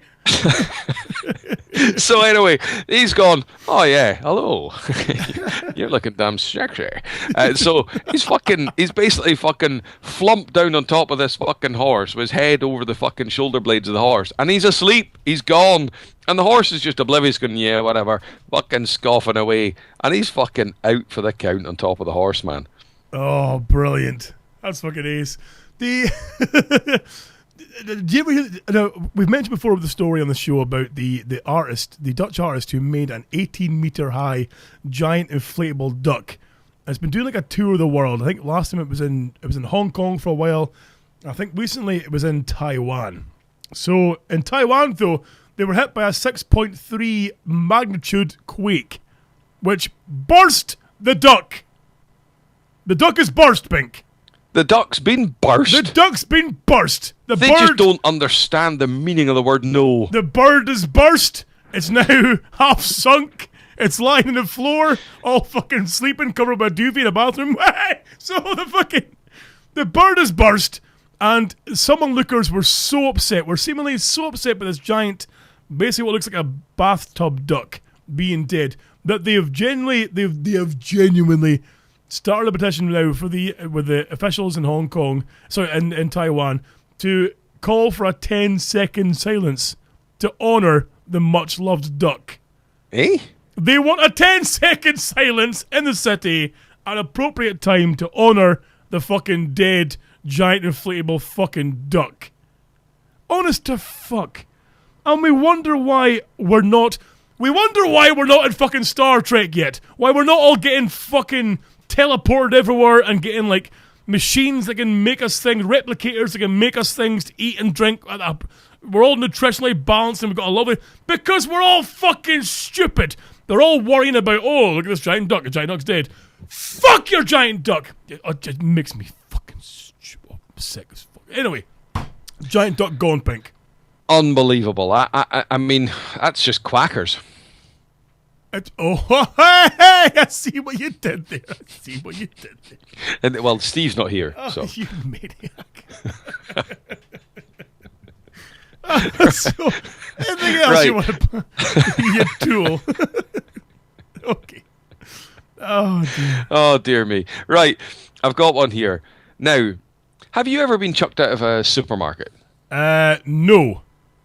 I mean, I myself, I don't think I've ever been ejected from a shop. Although I do recollect, and maybe been mentioned before, that back in the day when I lived in Aberdeen, me yourself, that when you and I walked into a shop wearing large black jackets, we quite literally were hovered by the fucking store security. Oh God, yes.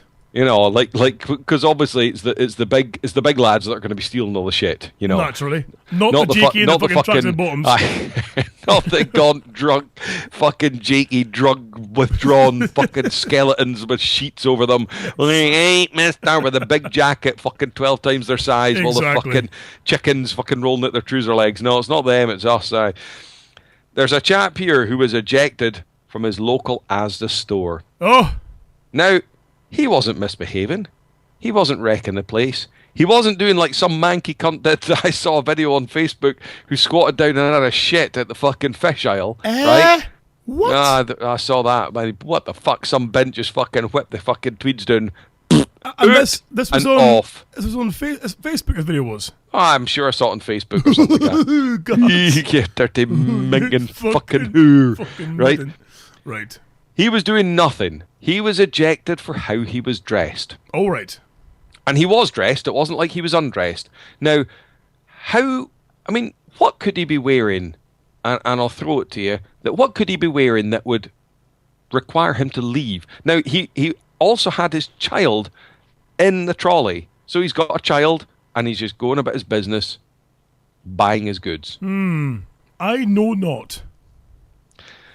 Would you say it's out of order if he was dressed in full SS fucking swastika regalia going around his local Asda that's grounds for getting out? Well, do you know what? As much as I personally think that's a fucking stupid idea, we're all about, free expression and, wear what you want. And I'm all behind people choosing their own paths and doing what they would do. It's only when they become abusive themselves, then I'll say, well, no, get the fuck out of the store. But I think him walking around in uniform, well, okay, I can let it slide. I don't approve of it, but I can let it slide. But, it's not the most wisest fucking move. Now here's the story. It's a fucking cracker, right? Now, Paul Dutton, 48, was ejected from the Asda store with his daughter, Amy Rose, who's 27, and 1-year-old grandson, Jason Phillips, after customers complained. Now, he's in with his daughter and grandson. Now, he's fucking giving it the old fucking jackboots fucking situation, going round the old Asda.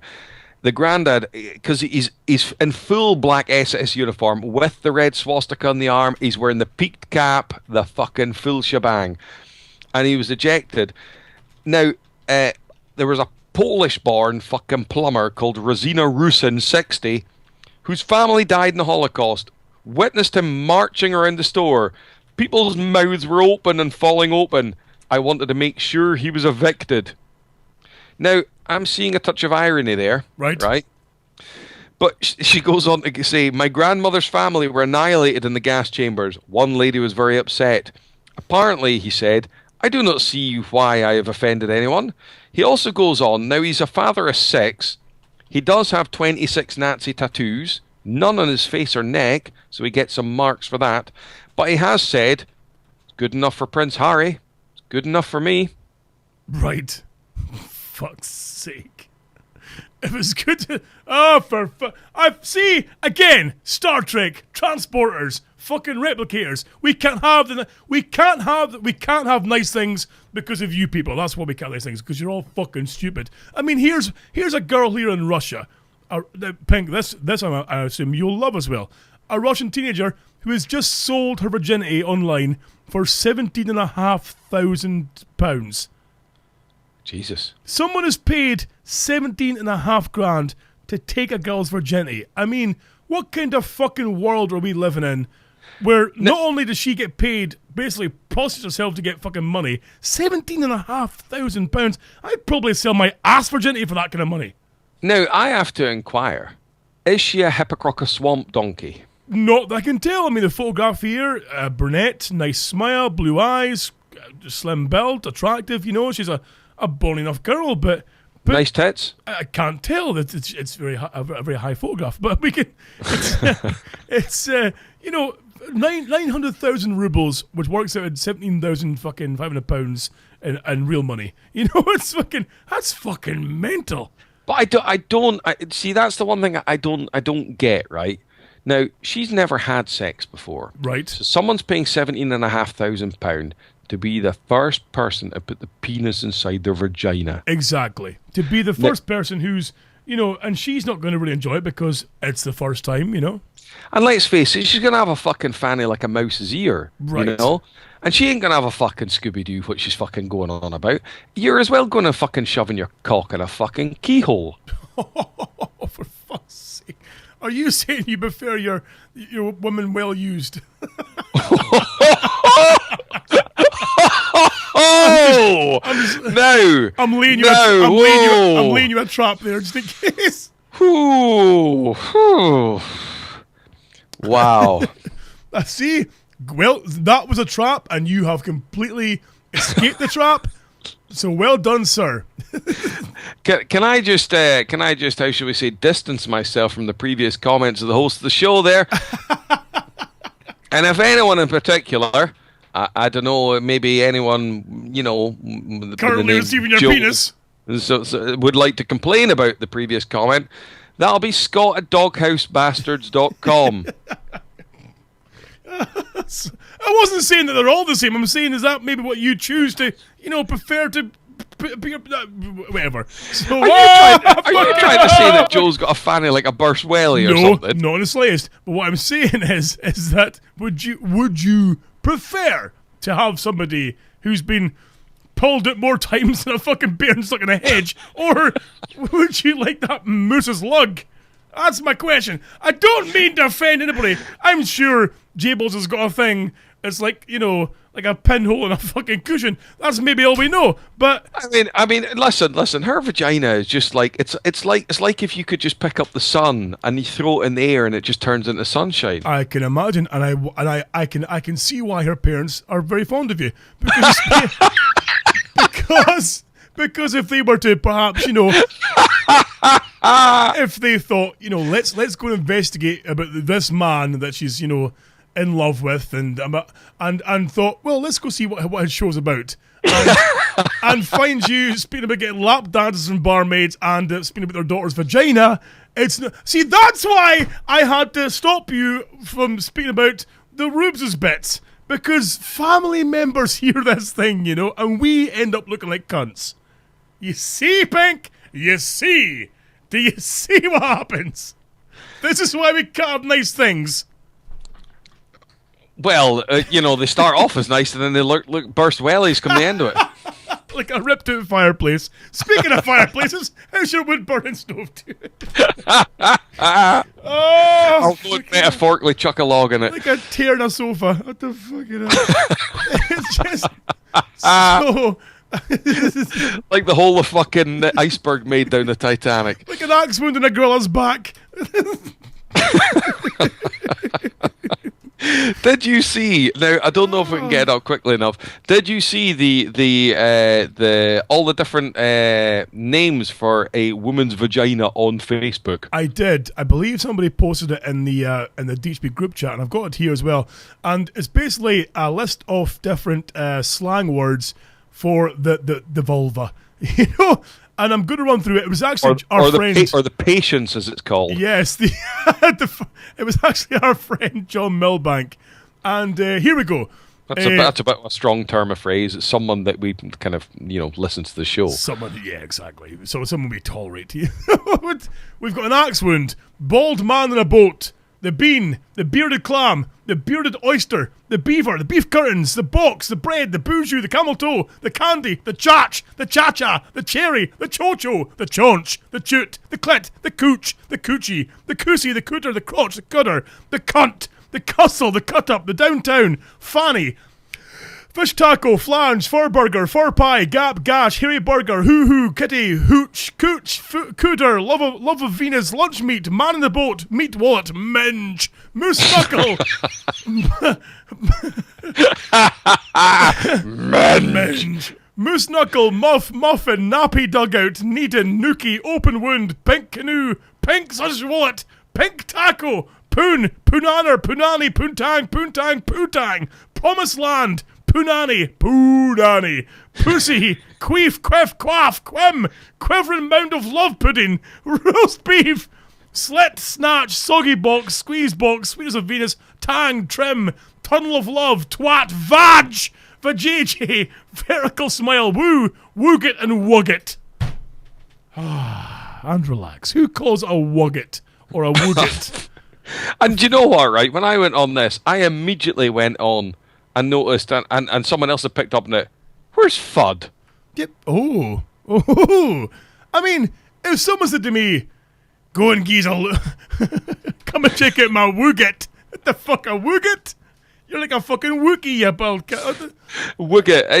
It sounds like the fucking thing you used to get in those tins of Guinness that gave the Guinness head. Oh, for fuck's sake. The widget thing. Exactly. Come and have a look at my fucking widget, eh? What are you fucking on about? Look at my monkey. Speaking of looking at my monkey, a man pepper sprays a woman and steals her monkey. Seriously, this woman who Come and ride my monkey. Come and ride my monkey. There's a woman who was traveling from Missouri to Colorado to sell her black cap capuchin monkey. She met the guy who was buying the monkey. He went, ha, sprayed her in the face with pepper spray and stole the monkey. She's traveled from Missouri to Colorado to sell this poor thing. Scoosh pepper spray, fuck you cow, off with the monkey. Fucking hell. Unbelievable. So, anyway, shall we? I mean, it's getting kind of late on here. Shall we move on to the emails? Yes. We'll wrap things up very shortly, but let's go on to the emails. I'm gonna play this. You've got some mail. Oh, beautiful, beautiful. It's brilliant.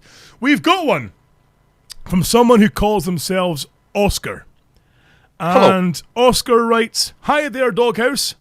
I was recently listening to one of your earlier podcasts where you mentioned the film Dread and how good it was. Awesome. Yet how a sequel was far from likely. So, I watched it for myself. I loved every second of it. I then thought back to how you said that it only grossed a fraction of its budget. Having done some research shortly after watching it, I can confirm that they are taking action for a sequel following a petition of 80,000 fans and the backing from the creators of 2000 AD. They marked the start of taking action for a new one. Pink as a cunt. Yours sincerely, Oscar." It just ends, "Pink as a cunt. Yours sincerely, Oscar."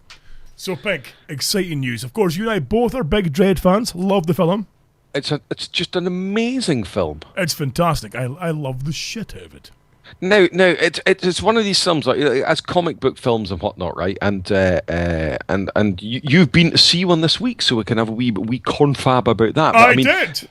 But the Dread film itself was just fucking amazing, and I was gutted because I didn't see it in the cinema because I don't think the cinema up here had been open when it came out. It might have been. I just maybe missed it. But it's the kind of film that demands to be seen on a big screen, and it was such a fucking cracking film. And when you see such fucking bilge sometimes that get sequels because fucking little fucking 12-year-olds that have only just started to bleed fucking love vampires, and they're fucking making fucking 12 of them. Oh, there's a new TV show as well. I saw a thing on Facebook. There's a new a pilot episode of a new TV show called Vampire Academy, and it's all filled with fucking it's usual shit. It's all like attractive young American teenagers. Fuck off. Vampire Academy. You Twilight-loving fucks. You Oh, fucks. for fuck's sake. It's just like the thing about all the vampires. I've never watched any of that shite, and Right. I'm never going to. But it's just what the brilliant little mock-up that someone did, which is like the picture of fucking Robert. I'm a little bit fucking pasty white, and if I worked in a fucking baker shop, I wouldn't be getting my whole Patterson, right? Showing him in his fucking vampire get-up, and in the background is Blade, and underneath it's like, if only. Right? Oh, okay. It's a fucking brilliant picture. You see fucking Blade in the background. This is fucking brilliant. And it's just, that's what you need. Blade to fucking kill all of them. Nice. Nice. Now, getting on to that. Now, you see, I believe you've been to see Thor. I've been to see Thor 2 this week. Thor 2 this week. Myself and the good lady, the Rubes, went to see Thor 2. And I was not let down, Pink. Now, you see, now I can quite honestly say that I've not seen the first one. Oh! Now, I've not seen the first one. Okay. I have, obviously, I caught a little bit of Thor in the Avengers ensemble, right? And it was fucking, it looked good. Although some of the cartoon characters, like, you know, Man with Big Hammer, it kind of, I just go, really? You know, like Captain America was Really? fucking dreadful. Okay. It was dreadful. But Thor apparently is rocking 3D. It's coming out in the cinema up here. I'm going to have to maybe go and get a Forbes copy of the first one, Right. have a wee perusal, and then go and see the second one. Now, would you say it's well worth a wee fucking look? Thor definitely is fantastic for a start. But Thor 2 is really fucking good. Now, of course, you've seen Avengers Ensemble. Oh, fucking Ensemble. You've seen Avengers Assemble, yeah? And, of course, you've met the character of Loki. And Loki Yes. is brilliant in Thor, but is even fucking better in Thor 2. There's a fantastic thing with... I can't even give it away for you, but the only thing that bothered me about Thor 2 was there was inappropriately placed comedic touches. You know, there was things where you're like, that shouldn't really be there. It could distract a little bit. But otherwise, really, really good. But yes, definitely a thumbs up from me. See Thor 2. Well, I think myself and the phrase may be going to see Thor 2 sometime soon. If he's allowed out of his kind of harem of kids and wife. Yes, exactly. His harem. His ensemble. Yes, exactly.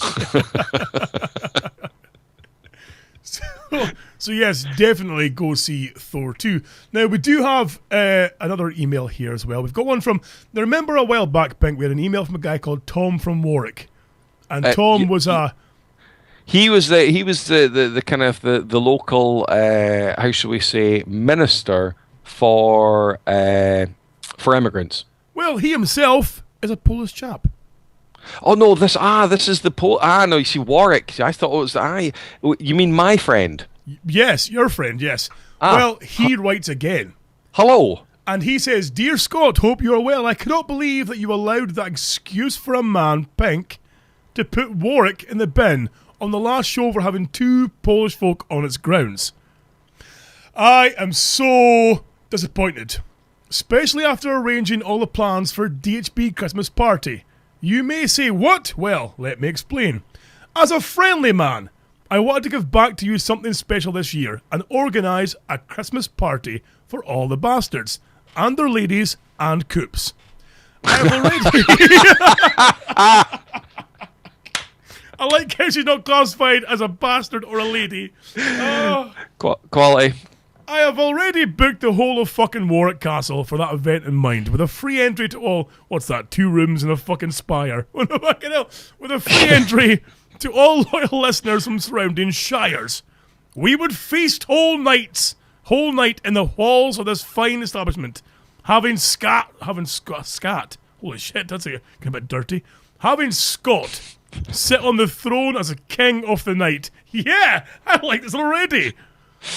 I think fucking Hollywood Maynard would have a fucking few words about that. I think it would, yeah. I have already booked half-naked playmates to serve us fine choice of wineage, spirits, etc., while porn stars would carve the majestic roasted boars to our delight. I've even gone out of my way to book a fucking private jet to wedge you all out of the Highland, and drop you here. I organised barrels of honey whiskey for our one and only God to enjoy during these. Oh, our one and only God! Yeah, bitches, you know this! To enjoy during these festivities. Fuck yeah! Even Nicki Minaj was booked, so certain bastards can piss in her head whenever they want. And when we would all have enough of eating, drinking, and pissing about, we could watch a medieval archery show starring Victoria's Secret models in their lingerie. And please do not forget about the highlight of the night. And do not forget what Warwick Castle has in its grounds. Something which almighty moneymaker Maynard loves. A fully functional, 1-to-1 scale trebuchet. Which is rented for him only, as he will be the one to fill that fucker with whatever shit he wants and fire it onto nearby Shire folk. The invitations are in the post already, so I tell you this, Pink. Get your clammy hand back in that bin and pull Warwick out of it, or you are not invited. To give you a bit more incentive, I'm allowing you to replace it with a shithole which exists just 50 miles up the road from here, and it's called Coventry. The place is infested with foreign folk. By the way, can your local butcher with massive feed supply the meats? Scott, wish you well as always. Your faithful Polish listener from Warwick, Tom. Pink, what do you think? You're not welcome to the party. I will be sitting there in my fucking majestic throne, probably in my underpants. I will probably have all the whiskies in my throat with the honey as well. And hopefully the rubes will be there too for the party. And the equal size throne beside me. We will rule over the whole place. You're all fucked. Now hold on a minute, wait a minute. Right, wait a minute. Oh, what are you doing?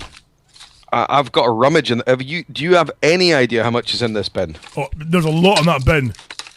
Holy shit! I can hear Halloween parties getting put in there as well. I can hear, traffic wardens in there. I can hear, there's MPs. There's half dip, the French, and custard in here and everything. Yeah. There's all sorts. The fuck is? Jesus, is that Forbes? Fucking hell. I'm struggling to find it. Right. Hold on. You've lost Warwick in the bin. I'll tell you what we'll do. We'll keep it in the bin. Right. But if next week, say he writes in offering, his sister for sexual services, as let's face it, all Polish people do, then I'll have another look in the bin and we'll see if we can dig it out. Right. Perfect. Okay. Because when it goes in, it's a one-way ticket. It kind of is, yeah. It goes in, there's no getting back out again, really.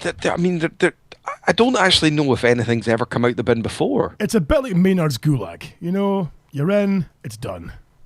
I mean, on a personal note there, talking about the bin, about something that may have gone into the bin, but I just now.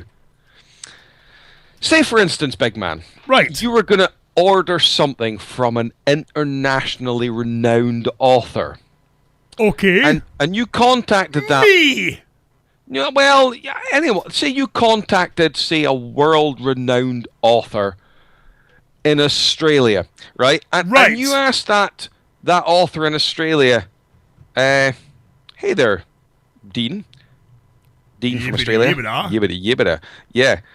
If you asked that person and said, now, Mr. Mays, I would like to maybe purchase a couple of copies of your book signed by yourself for someone for Christmas. You mean like the copy I have currently on camera that's been signed by Dean him very self? Yeah, there's that, and of both books, because it's one of these things that I like a bargain, and I've got an eye for talent. Okay. Normally female. Normally bikini clad and covered in fake blood. Hey. Okay. Jiggling their titties, going, hey, are you liking them? Right.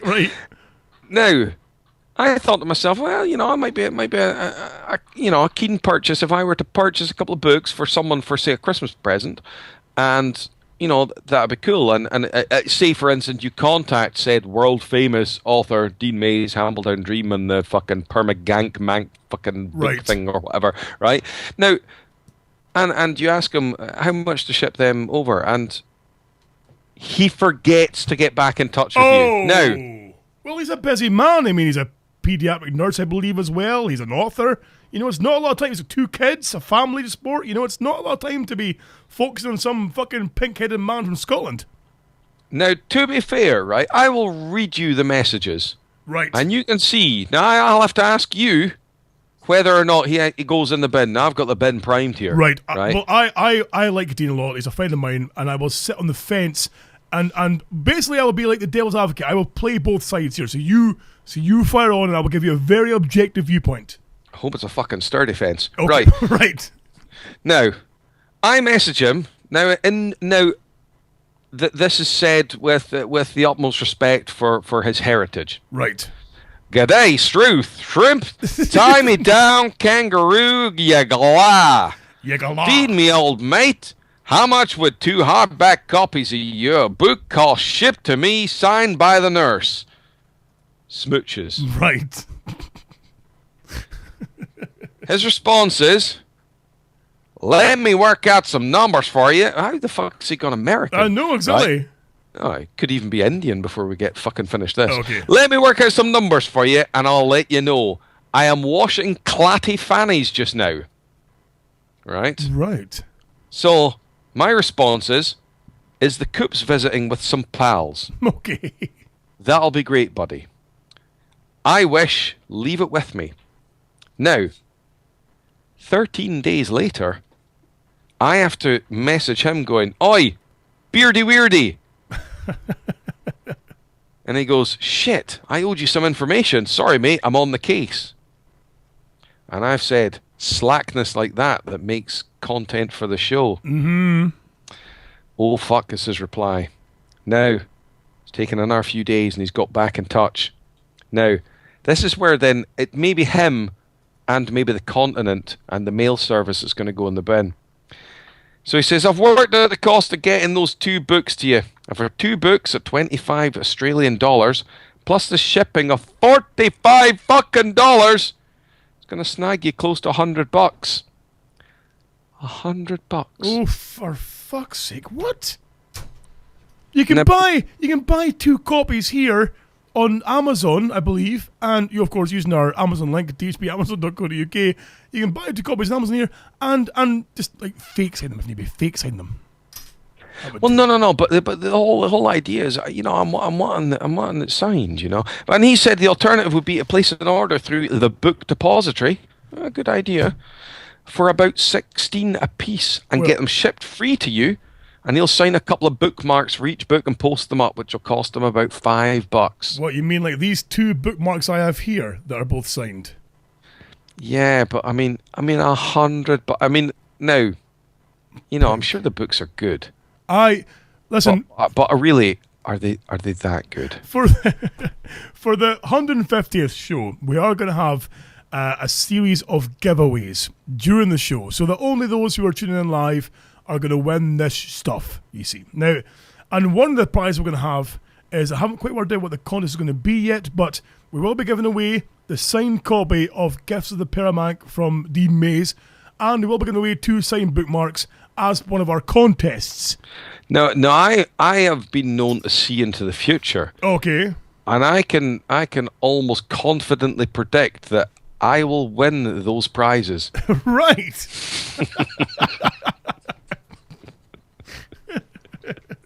From our independent panel of fucking adjudicators. Well, Yeah. okay. No, but the question is asked.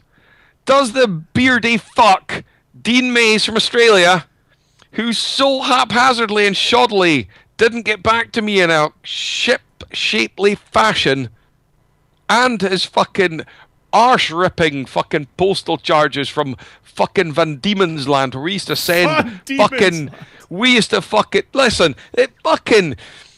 We're talking about the likes of Zombie fucking Savile and Tea Leaves and every sort of shit like that. We used to send those fuckers down there, Right. right? For free to get rid of them. Okay. Coventry to fucking Australia. Wow. Now, to get a couple of books back from that fucking shit pad down there where everyone's fucking surfing and fucking sunbathing, got 45 fucking bucks! Holy fuck. Sweet Jesus. Does somebody need a timeout? 45 quid to get a couple of books sent to me. Listen, for 10 quid last night, I could have seen fucking tits. I mean, I ask you. Well, I don't. I think that the sin binning of Mr. Mays should be withheld for a bit longer. For a little bit longer. This is purely my opinion, but I think for a little bit longer to see what his response would be to this obviously this airing of grievances, which may encourage perhaps maybe a discounted rate. Who knows? Who knows? Or maybe we can come to some other kind of arrangement. Who knows? Some he might have a plan in place to to save his very life. I mean, the thing is, I could quite conceivably find his address and post shit to him cheaper than that. I mean, for example, I may have his address here. For all we know, I mean, things could be sent his way. Just saying. Exactly. Okay. Just saying. Listen, The fingers, the bin is twitching. Right. The bin's hungry. The bin is gaping. Got to feed the bin. Right. Okay. Well, listen. Before we go, I do have an email I want to read out that's a little bit provocative. Really? Yeah. It's the guy calls himself Big Hoss Barry. Okay. And Big Hoss Barry writes, "What a pile of fucking shite this show is." I listened to it. What? I listened to an episode on YouTube when a pal of mine posted about it on Facebook, and what a pile of balls it was! The fucking humour is fucking crap, and you aren't people who should be seen on video at all. Fucking horrible looking cunts. I hope this show gets no listeners, and you all get fucking laughed at for being cunts. If you lads were in Dundee, I'd take a fucking pleasure in booting you up and down the street, you fuckers. Teach you what funny is and that. Hey, I'll be in Aberdeen next month shopping with my missus, so if you want I can teach you your fucking lessons there on how to be funny with my fists. Fucking clueless cunts.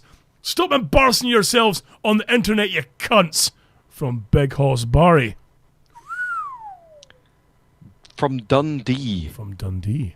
And he's going up to Aberdeen to shop with his missus. Yes. Does his uncle know that his daughter's going out? Well, who knows? So I mean, naturally, when we do get emails that are that, how can I say, that are that, insightful, that are that, comprehensive. What do you do? I replied, Hey! "Hey, Big Hoss, good to hear from you. However, you do seem pretty angry. Quick stab in the dark here. I'm thinking your anger comes from a deep-seated homosexual rage that burns you inside, knowing that you'll never know the sweet, sweet pleasure of my tangy badonkadonk.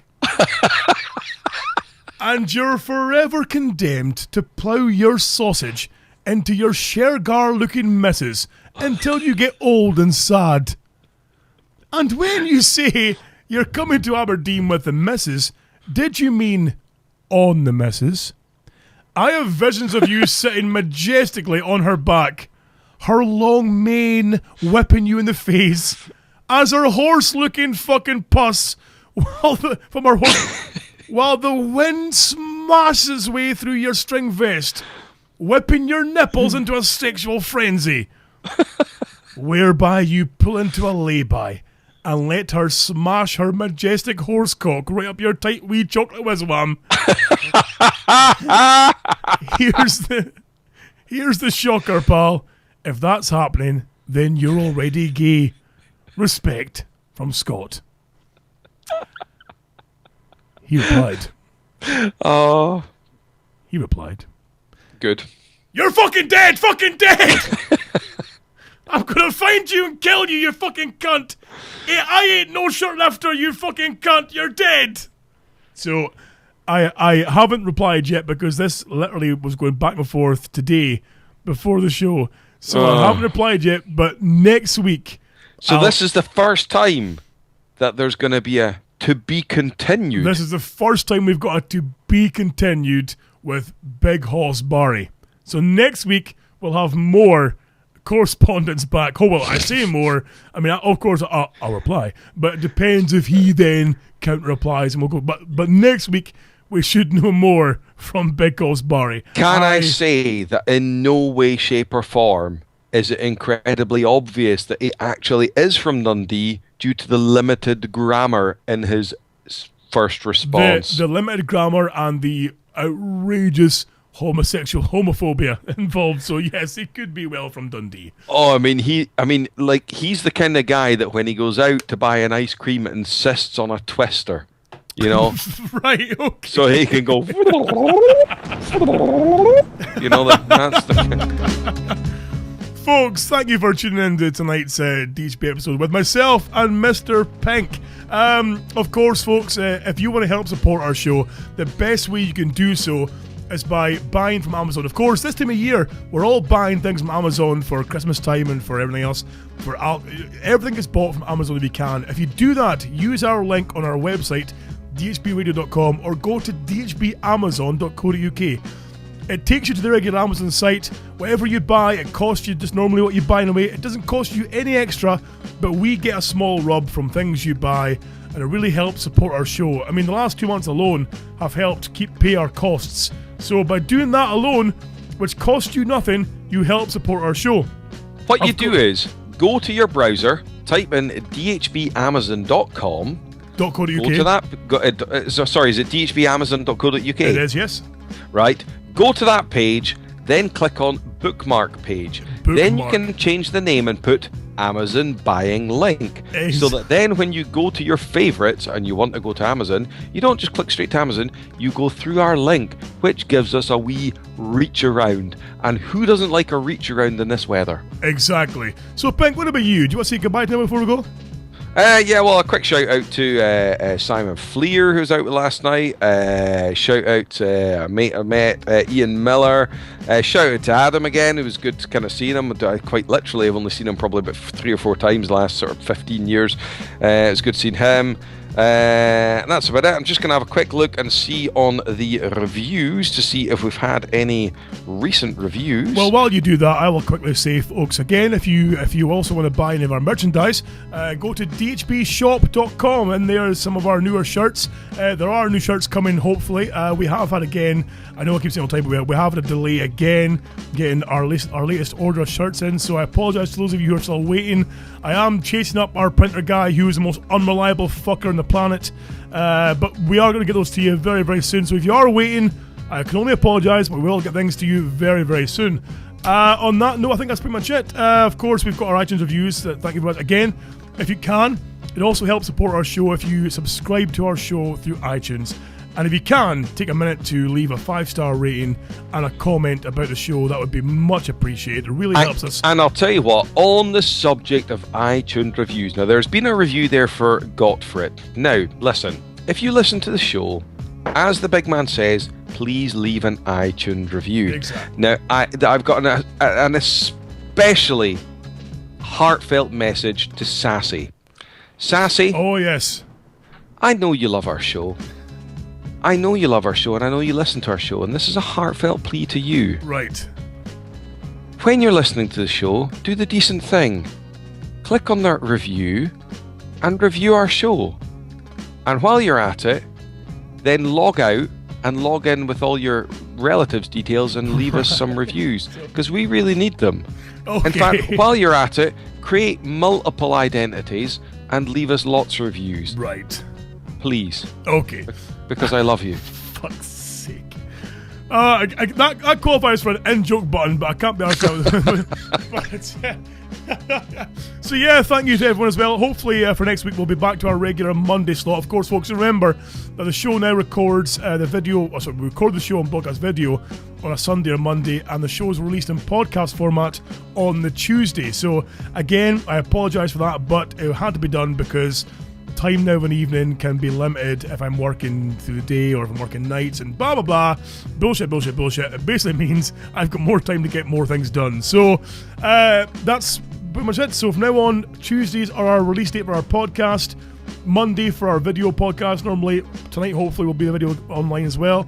On that note, I can say goodbye. Thank you very much, folks. Been emotional. Toodaloo, motherfuckers. Love you in your faces. I can't see where you coming from, but I know just what you running from. And what matters ain't the who's batters, but the Maynard, ones who sign it. falling from your letter. Sign it. You know, for what the fucking thrashing you get. Mrs. Robertson said, oh, what is that?